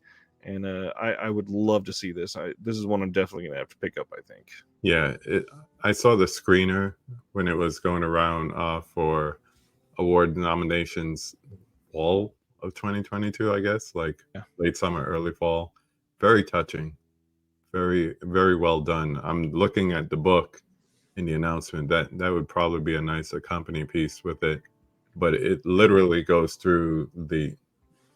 if you saw the Wham documentary, that's kind of like a capsule of the story because, I mean, he had such a great solo career afterwards. So, yeah, it's really good. Damn. Yeah, I'm probably going to have to seek that one out. Well, that is this week. And now next week on Halloween, we got quite a few things coming out. It's a pretty damn big week for physical media in the U.S. We got, you know what? Let's talk about this before we go too long into this list. They announced today that the next Mission Impossible film is delayed for another year. I believe they said it's not coming out till 2025 now. And they're dropping the Dead Reckoning Part 2 of part of the title. For me, if I have this Mission Impossible Dead Reckoning Part 1 steelbook on pre-order, I'm pretty upset that my artwork is going to have Part 1 and then there will never be a Part 2. Or in future releases, it's just going to say Dead Reckoning. Yeah. It's definitely going to be changed in the future. You know, it's really sad. I watched the movie. It was okay. I was just waiting for the action scenes. Like, the plot was just so.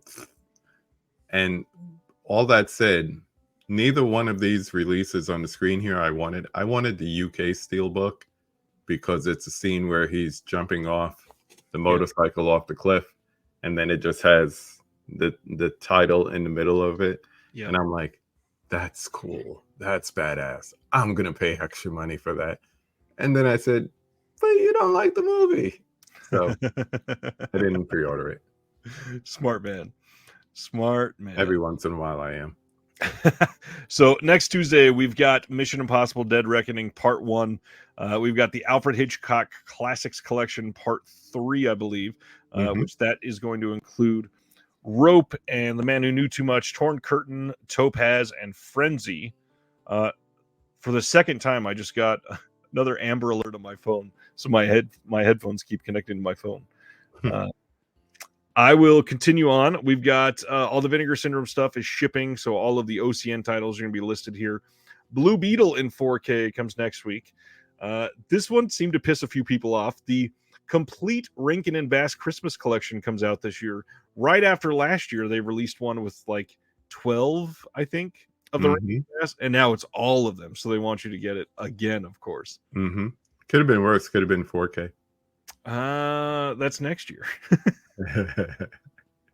They've got that new version of Schindler's List 4K coming out next week. Mad City from Warner Archive with Dustin Hoffman and John Travolta is dropping. That American Ninja and American Ninja 2 release from Kino Lorber, those are both releasing next week. Dance Fools Dance from Warner Archive. Nanny from Criterion, which I definitely still want to see. Fugue. This movie, man, I wasn't going to call any of the OCN titles out, but I am dying to watch that one sooner than later. What's that about? That one is, let me pull it up and read it, because, man, this was, I think it's the Catalog that's putting out, and they've done so much with just these off-the-wall titles. So Fugue says, after a 2-year disappearance, free-spirited Alicia is reunited with their parents, husband, and young son, despite having no memory of them. Suddenly thrust back into a domestic life she has no recollection of choosing, Alicia struggles to reconcile her new and unfamiliar roles of dependability with the unshackled independence sprung by her recent mental break. That sounds awful. But the big thing, it is directed by the person that did The Lure, the Criterion release. Yeah. I loved that movie. So do I. So, it's a musical. Yes, and it's really well done. When I said it sounds awful, it sounds depressing. That's the big thing. Double Trouble, the Elvis film coming out from Warner Archive next week. Witness coming out from Arrow Video, and Love and War from Warner Archive. The Challenge and Enter the Ninja also dropping from Kino Lorber. Limbo 4K coming from Cape Light. A lot of people have that already. Animal House, the new updated release coming in 4K. My Big Fat Greek Wedding 3, I have not had many people say they are even interested in that. So that one's dropping. The new version of There's Nothing Out There coming from Ronin Flicks, and The Lost, that one as well. Sirens dropping from Oscilloscope. Stealing Christmas with Tony Danza. God, so many titles. Yeah. It's a big week. And then Rewind and Play. This is one I definitely want to check out soon. That's the story of Thelonious Monk. And God, what else was on here? This is coming from Grasshopper, and it's supposed to be a really solid release. It says the lack of respect with which the black musician Thelonious Monk was treated in autumn of 1969 at the end of his European tour. Legendary jazz musician Thelonious Monk appears on an interview show in Paris for French state television, and I guess it's like the most honest he ever was in any of his press. I'm sure he had a lot to say. Oh man, that was a lot for next week, and now we get to follow that up with a discussion on Rob Zombie's Halloween and Halloween 2. All right, my friend. So first, let's go through your history with the original Halloween. We haven't spent much time on this before. What is your history like with that title? So, I had to wait until the network television premiere to see Halloween. And it was an epic night because NBC was showing not only that, but if you stayed up past the news on Friday night videos, how did the Ghetto Boy say it? This year Halloween fell on a weekend. That was it. That was it. Yeah, if you stayed up late enough, Friday night videos also had the network TV premiere of Michael Jackson's Thriller. So it was a big spooky night. And that's awesome. Of course, they took out all the violence from 78 Halloween, but just the presence of The Shape and, you know, Carpenter's score, those keys, you know, so haunting and everything, especially when he plays the chase. If you know the score, you know the music I'm talking about. And yeah, just into it from the beginning. And I still had to wait years later to see 2, and then I was among the disappointed when 3 came out. I think I watch it now and I just put on, you know, virtual horse blinders and say, this is not a Halloween movie. Tom Atkins is a great dick slinger. This is not a Halloween movie. He is. That, The Fog, let's go on and on. I think it was in its contract. Like, had to be in this one. Okay, I'm in. Had to be. So yeah, I think each one I had like a, my God, I had like a different like initial experience with them. Once again, the making of Michael Jackson's Thriller was when I first saw it, Nightmare on Elm Street, and then it was like summer camp that I saw Friday the 13th Part 2, and then the following night Part 1. Interesting. Bass backwards. It's difficult, especially when Part 2 starts with the end of Part 1. Yeah, high and drunk teenagers that should be watching, little kids like me, but they're in the basement watching 35 millimeter rolls of Friday the 13th. But yes, that was my intro to Michael Myers and the Babysitter Murderers. This is a very appropriate week to be discussing this because I believe it was just 2 days ago was the 45th anniversary of the first release of Halloween. And this month is, I believe, the 28-year anniversary, the first time I was able to watch it. And my first experience was sitting on a really raggedy couch in a cheap, nasty house in Barstow, California. And my parents, my dad and my stepmom, they said, you think you're ready for Halloween? Fine, we'll watch it. And they made fun of me for years because I don't remember this, but they say that I spent the entire night like my legs and arms fully out extended, just stiff as a board, scared to death. Don't know why. But then afterwards, my dad bet me. He said, I'll give you $5. All you got to do is run and touch the back fence. And the way our house was set up, it was a disconnected garage. So we had, if you left through the kitchen, you couldn't see the back fence. You would have to run around the garage, and then there's like a small backyard and then a fence. And we lived on an alley, so there was random people walking over there sometimes. Yeah. And all of that was just, you can't see me. We've had homeless people in the alley before. Why would I ever do that for $5 as an 8-year-old? And I just said, hell no, I'm going to bed. Yeah. And that was my first Halloween, and I've been enthralled ever since. I will admit readily, I do not love all of the Halloween sequels like a lot of people. Me neither. I have little love for 4, 5, 6. Like they just lost me with that whole timeline. Yeah, I get it. I would probably piss a lot of people off in saying I think Resurrection and 4 and 5 are a bigger slap in the face than either of the Rob Zombie Halloween films. I could see your point in that because when it comes to ranking, I mean, they're like stacked right next to each other. Yep. So it's like, for me at least, the zombie films and then like 5 and 6, especially right there. Okay, that's funny. Read that, please. Ronnie says, my neighbor has a cutout of Michael Myers in their window right now. Kind of creepy to walk past in the dark. Okay, just reading that, I don't know if you saw my eyes open wide, but talking about the first time seeing Halloween, of course I have a deep voice.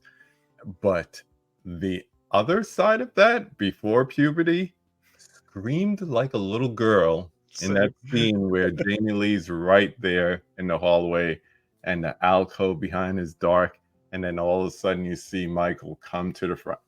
Screamed like a high-pitched hyena scream when that happened, because nobody, my friends were young, they didn't see it, we're 12, 13, whatever.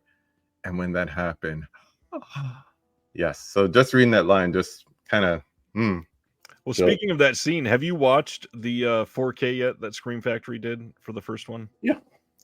So that scene, a lot of people point to as it, in a sense, ruining the release of Halloween, because they remember the fuzzy TV or VHS version where he is more terrifying, because it takes a while for you to see him.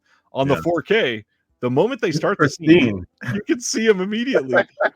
And obviously, that was kind of what it was meant to be, that he's always there hovering, but it just doesn't have that nostalgic feel for a lot of people. At this point, I've lived with it all these years, so it's like, this scene, here we go. Yep. But yeah, I seen it like on VHS, DVD. Even go on YouTube right now and just look for audience reactions to 78 Halloween, because they show that scene. They show that scene, or depending on the video, they show the end where Loomis looks out. But yeah, the grain definitely helped in that situation. I missed some comments here. What were they saying? Halloween is okay, but it's no Memoirs of an Invisible Man, and I'm not being sarcastic. I don't love that movie. He says Memoirs of an Invisible Man is my Aliens 3. You're not convincing me. I thought Sibner said something about not understanding the hate for... Yes. I've never understood the hate for Zombies Halloween. I get not wanting to know what makes the villain a villain, but even though we see his childhood, we don't actually know why he's so impervious. That's my whole thing. The scenario I always think of is there's someone running toward you. They're holding a knife and they have a crazy look in their eye. At that point, or any point afterwards, do you need to know what their childhood was like? Are you interested? Of course not. Evil is evil, bad is bad. It's coming at you. It wants to kill you. That's all it is. It's a killing machine. It's the T-1000. Right. At that point, who cares? And I think the thing that keeps the mystery of our villains alive is not knowing too much of the backstory. Like we had to wait till Freddy's Nightmares, the TV show, first episode, to get the true background of how Freddy became Freddy. And even at that point, I was ready, but I don't think I'm ever ready for Michael. I think it was, I just rewatched Halloween 2 recently, and I think Loomis has a line saying that he's evil, he's a spirit, whatever. And now you're telling me that, he used to kill little animals when he was a kid. It takes away from that, dare I say it, mystery. Yeah, and even the first Halloween, he calls him the Boogeyman. So there's a lot that obviously that unknown factor is more terrifying. And honestly, that's a big aspect through horror movies, because we always see these situations where what you don't see on screen can sometimes be much more terrifying than what you do see. So I get that aspect. And I will happily say, especially the first film, it is not a masterpiece. I get that a lot of people were upset that he remade Halloween, but I'm not upset about that. I do wish he had been given Texas Chainsaw Massacre instead of Halloween. It would have been that would have been more fun, I think. My whole thing with it is we've already explored different timelines. If any of you have seen the meme going around with the girl who gets a boyfriend to watch all the Halloween movies, and she's trying to explain the different timelines to him. So no, that last movie that we watched had nothing to do with any of the other movies. This next one starts a whole new timeline, and it has nothing to do with the first 3 movies. But I think you're gonna like it. And he's like, okay. So we've been down the road of different timelines. That doesn't take away from it. I just think I said this the other night. He is a great visionary. In anything I've seen him do, great visionary. The execution just it leaves a lot to be desired for me. Right. And Antonio here says, Zombies is great while it's trying to do its own thing. What brings it down is when he tries to mimic the beats of the OG. In my opinion, he fails in that regard. And the sad part, I agree with this whole comment. The sad part is all of those beats of the original that he was trying to mimic, I guarantee you the studio had requirements. You can remake this, but you have to hit these story beats no matter what. Yeah. And that's because it's, Carpenter also got a writing credit on this. So it's meant to be not just the characters, but it's the same sort of beginning, middle, end. And we got to end up here because, hey, if this does amazing, we'll do a sequel, of course. But everything that happens in this, there are certain scenes that hit so well because of his abrasiveness. And then there are other scenes that hit so poorly because of his abrasiveness. Yeah. And all of the dialogue is bad. Zombie needs a lot of help with dialogue, of course. But this movie is not one that people should just be immediately thinking goes to the bottom of the barrel. This is a better film than Resurrection. I was just about to say that. Resurrection. A lot of people, they rank the Halloween films primarily based on nostalgia. And I get you don't have a lot of time with these yet, but you got to throw that aside when you're looking at the actual film itself here. It's a completely different thing to tackle. Okay. So with that said, and I don't know if Dell is still in the chat. It's kind of late for him. He has school tomorrow. But he's here and he says collection Rob Zombie's Halloween is a masterpiece. He loves 2. And I've yet to get him to explain to me how on God's green earth that is his number 1 overall in the entire franchise. So let's get into it because it's top 3 for me. 1 though. 1. Not H2O, not OG. 1. The first thing I got to say is he doesn't do drugs. He doesn't do drugs. I've never done drugs either. It has to be the director's cut. That's the first thing. That makes it a better film. The other thing is you got to look at it as a sleazy art house film.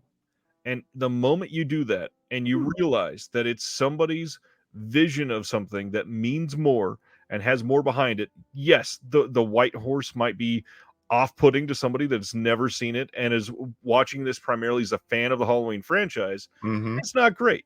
But if you come into this and going, I'm seeing a sleazy art house movie, it's a completely different tone. You know that horse hasn't been seen since that extended cut of Blade Runner, right?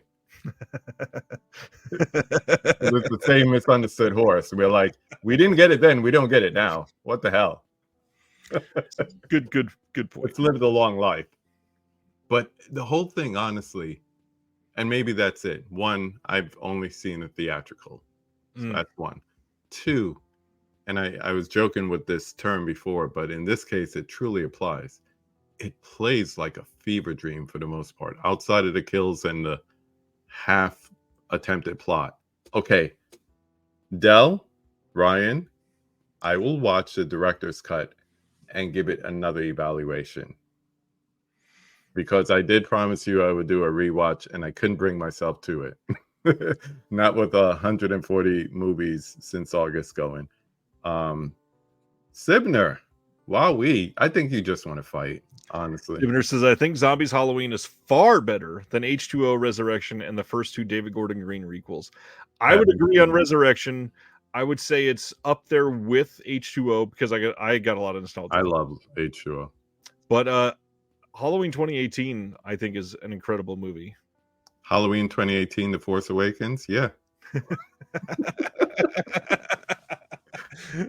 It's honestly where my collection stops. I don't have kills, I don't have ends, but I said this earlier in the week. I had this guy Wes from the Whatnot auction site, Twice Love 22, big Halloween fan, and I said that the thing about that one is that it just anyway. We'll go on. What is it saying? Let's get it right. Bill says, let's get it right. I do not like Zombies Part 2. It's terrible. Zombies Part 1 is my favorite. Okay. But he likes 2 director's cut. I think he's saying he only likes Part 1. and it's the director's cut, not part 2 at all. Yeah. 2 just plays like a fever dream, man. Like, I should be on LSD and I might get everything outside of the kills. Once again, weak plot, weak writing, but then what the hell, man? Sherry and the horse, and I'm sober, I'm cognizant of what's going on, and I don't get what's going on. Sleazy art house, and when you watch it with that mindset, I think the emotional beats actually hit harder in Rob Zombie's Halloween 2 than in most of the other franchise films, period. So what you're saying is this could be seen as a second standalone in the franchise besides Season of the Witch? Theoretically, yes, because I think you I think you kind of have to throw away the first one if you're going to look at it like that, and that's okay. You already know the backstory of Michael. We don't need any of that crap. So, yeah, the director's cut of Halloween 2 has a lot to love. Okay, I will give it a chance. Dell coming with the strong words. I like director's cut of 1. I don't like anything about 2. Sorry, Ryan. Get it right. Get it right. Oh man, it's I know people are very nostalgic about it, but when people come at me like that, I always say, so which timeline are you nostalgic about?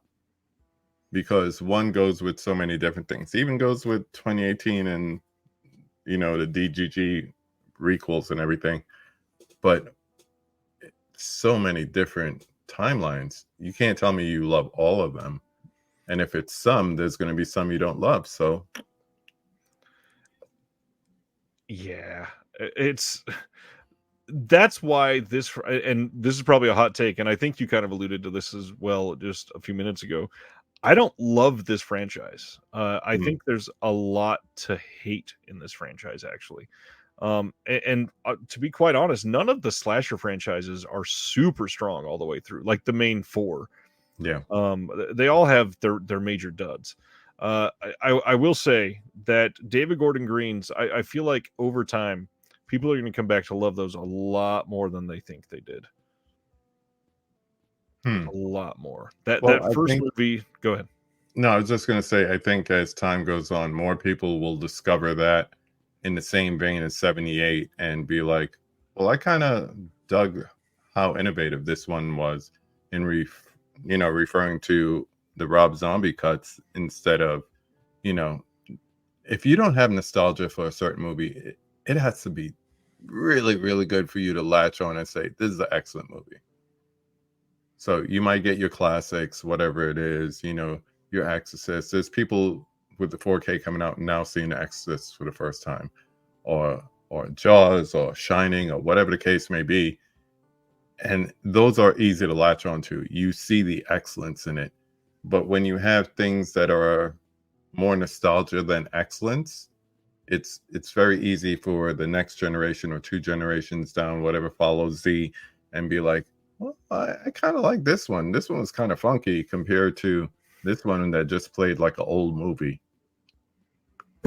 So, yeah, I think you're going to get a lot of that in the future. It's already starting.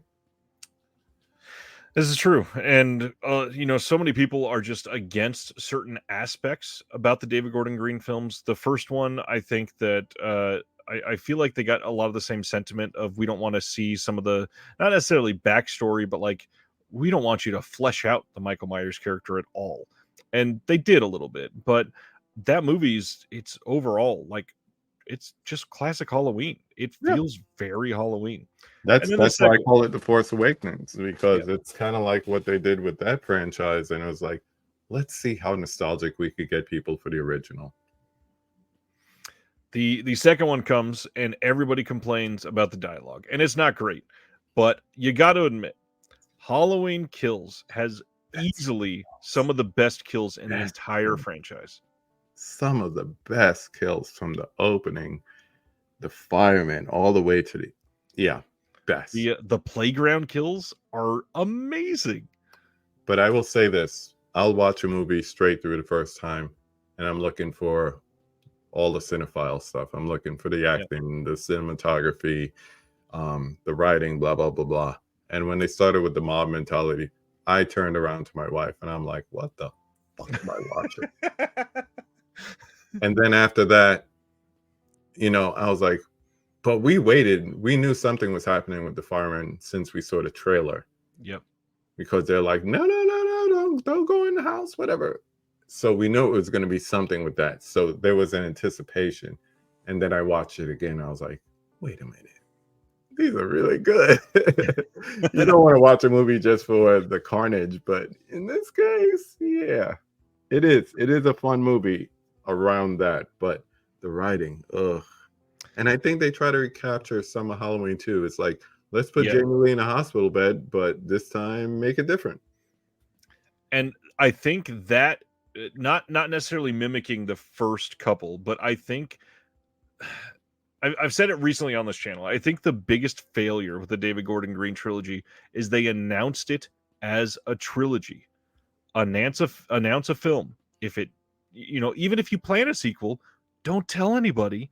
Yeah. That way we know that there's stakes to this. And if somebody survives, look at that. We already filmed a sequel. It releases in 2 months. Here's a trailer. Everybody loves it. But the way that you announce the trilogy, Halloween 2018 is bleak and it ends in this awful, weird situation because you hear him breathing as the credits go. You know there's 2 more films coming. Yeah. So you're telling the audience the second film doesn't matter at all. He's going to be in the third. Doesn't matter. You're going to have a third Halloween movie. Everybody wants to be Lord of the Rings, man. It ain't the same. It is not the same. And what if it did terribly at the box office? Right. Your expectations for 3 just went way, way down. So then Halloween Ends comes and everybody hates it because of this Corey storyline, which Corey story I get for sure, but again, it's just a different timeline. I mean, we're in a franchise that already has 4 or 5 whatever different timelines. Jamie Lee has been in more than half the films, died at least once. There's so much happening. We have storylines of these random ass tattoos that we've never even fleshed out in a way that people can care about. And you're upset about this person named Corey. Now, what I will say, I'm very tired of horror relying heavily on processing trauma. We don't need that in every single movie. We have other reasons that we can have horror movies, and Ends definitely leans a little too heavily on that. But I don't think it's even half as bad as people make it out to be.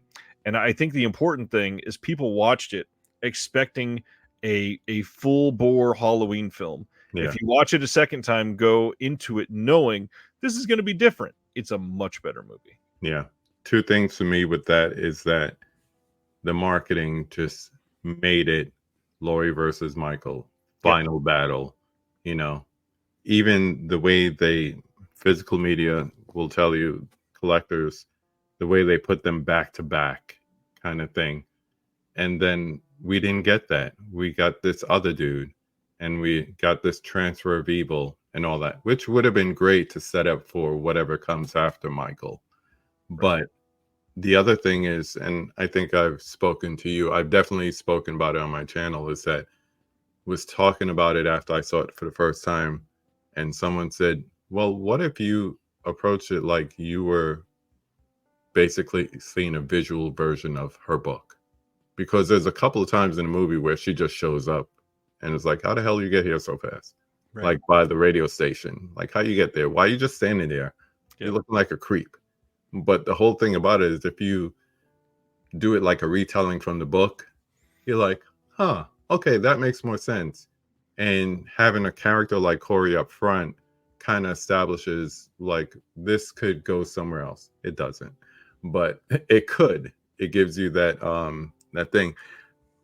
And the other thing I was going to say is we've been talking all the different conversations this month about how, whereas in the 50s and 60s, you had sci-fi kind of making political statements for what was going on, Red Scare, all that good stuff. Now we have modern day horror movies trying to focus on mental health, grief, trauma. And you're right, everyone doesn't need to be around that, but I think it's representative of our times, the people who are writing these stories. And I kind of like when people say, I'm tired of sequels and requels and superhero movies, when they are starving for originality. This is the stuff that comes out. Not everything's going to be A24 kind of level movie, but those things come out as an underlying like feel and direction for all of them. That's why Talk to Me is so popular this year, is because people can identify with that. They could identify with grief. They could identify with trauma. So I think that's what everybody's going for, but not everyone is doing it well. Right. So that, we mentioned, or I mentioned at the beginning, that we'd probably start talking about the idea of sequels and reboots and remakes and how those come into play. And with this franchise specifically, we have, first off, we have 3 films named Halloween. Dumbest thing in the world. That should not exist. Variety. So stupid. But now we've had, technically, you could kind of argue that there's been at least one remake of Halloween and one requel, which is almost a remake as well, but not really. Anyways, but you've got all that in place.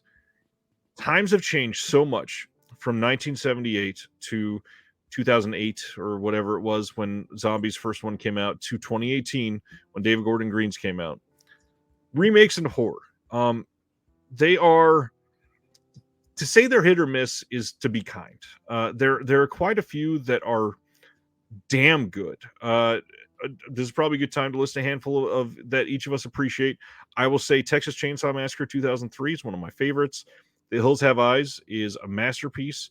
I think that definitely outclasses the original to me. I will say The Crazies is a damn good example of a remake. Very good.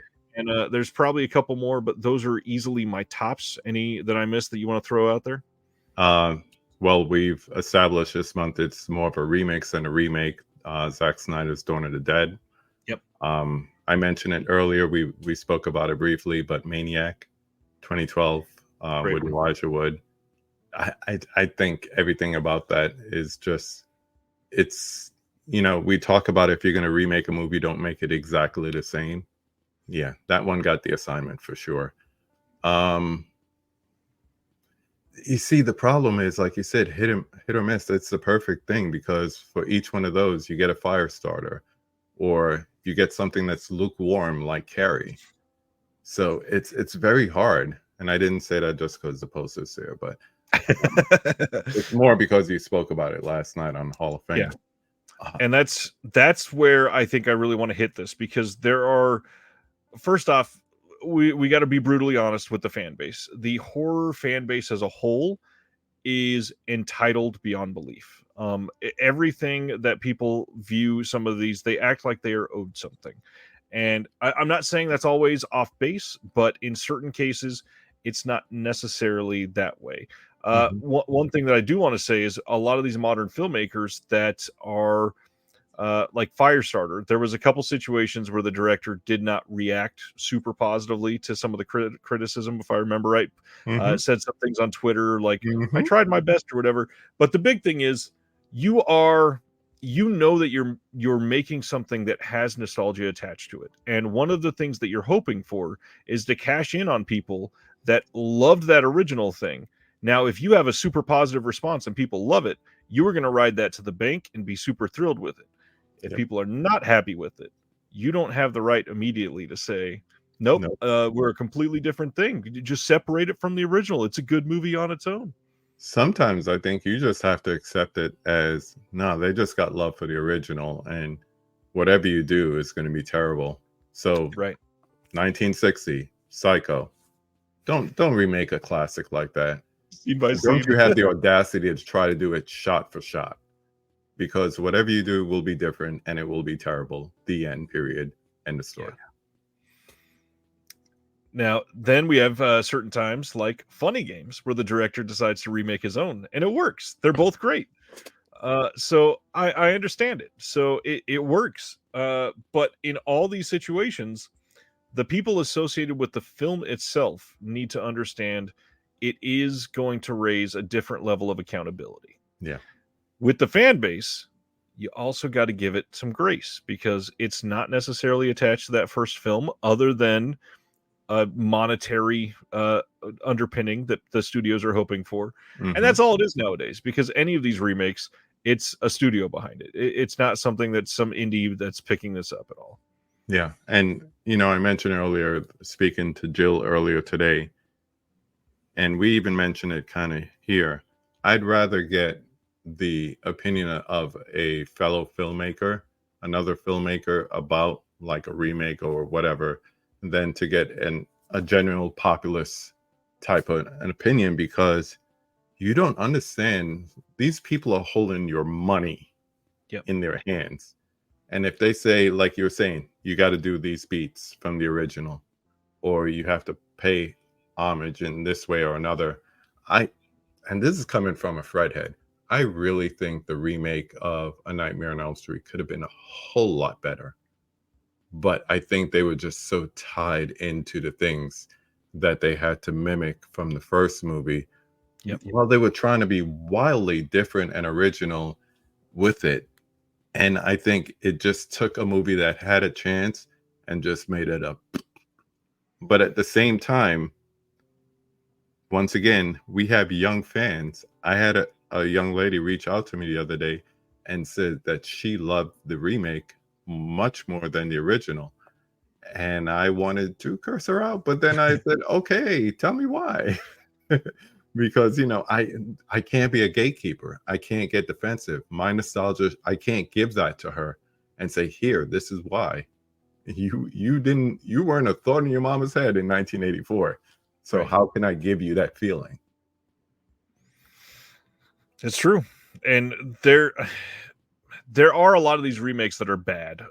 Neither one of us are saying that none of them are bad, obviously. For every The Thing, there's a Martyrs or Mother's Day or Stepfather. None of them are going to be able to be completely perfect forever. But the way that we are looking at these is with nostalgia tinted glasses. And for a lot of people, that changes everything. And when you defend an entire franchise like Halloween based on your views on the first film alone, that's one of many timelines. Like, nobody had even heard the word Thorn yet, and yet you're judging a remake based on just that first film. And it doesn't make a whole lot of sense. He didn't even have a name. Right. He was the Shape. They spoke about Michael Myers, but no, he was the Shape. And the thing that keep coming back to me, especially after Carpenter Fest and all that, of course, a lot of talk about it. And then I ran a video asking people what their favorite Carpenter directed film was. He didn't want all this. Right. He wanted more Season of the Witch, where every movie was different and anthology based, and just each movie would just be a different story all around Halloween. That was it. Babysitter Murderers. That's it. Even just this week, we got a brand new interview with Carpenter by Mick Garris, and he is exalting John Carpenter the entire time. You're the master of horror. How does it feel? And all he says is he just wants to sit on his couch and play video games and doesn't care what anybody thinks. Like, he doesn't want to go down this road, and everybody just wants to just live on those legacies. Yeah, could care less. And the whole thing is, I think you see the progression through his movies as him just being a student of film studies and just saying, hey, this is a great story. I hope you enjoy it. And we latch on to the things that, are cult classics, or, once again, nostalgia. And then things like In the Mouth of Madness and Vampires and his scores. God, why don't people talk about his scores more? Yep. And it just falls second to these phenomenons that we created. It really, that's all it is. It's this hype that we created and we hold on to with good reason, but the man could care less about you and how much you love 78 Halloween. Too true. Too true. And the funny thing is, there's so much baked into this. Like, just the idea of remakes alone pisses people off the moment they hear that word. And it's tough because obviously studios want to make money, and so they're going to remake things that are known IPs. But really, the way that we should be viewing remakes is something that had a good idea but didn't work the first time. And there's so many of these films that were written genuinely, like, brilliantly. They just maybe were made too early. They didn't have technology that they could figure out. They didn't have a good budget. Take some of those and develop that into a franchise in 2023. Take something that Kino Lorber is releasing and go, you know what? This was a really smart movie made really poorly. Let's do it the right way.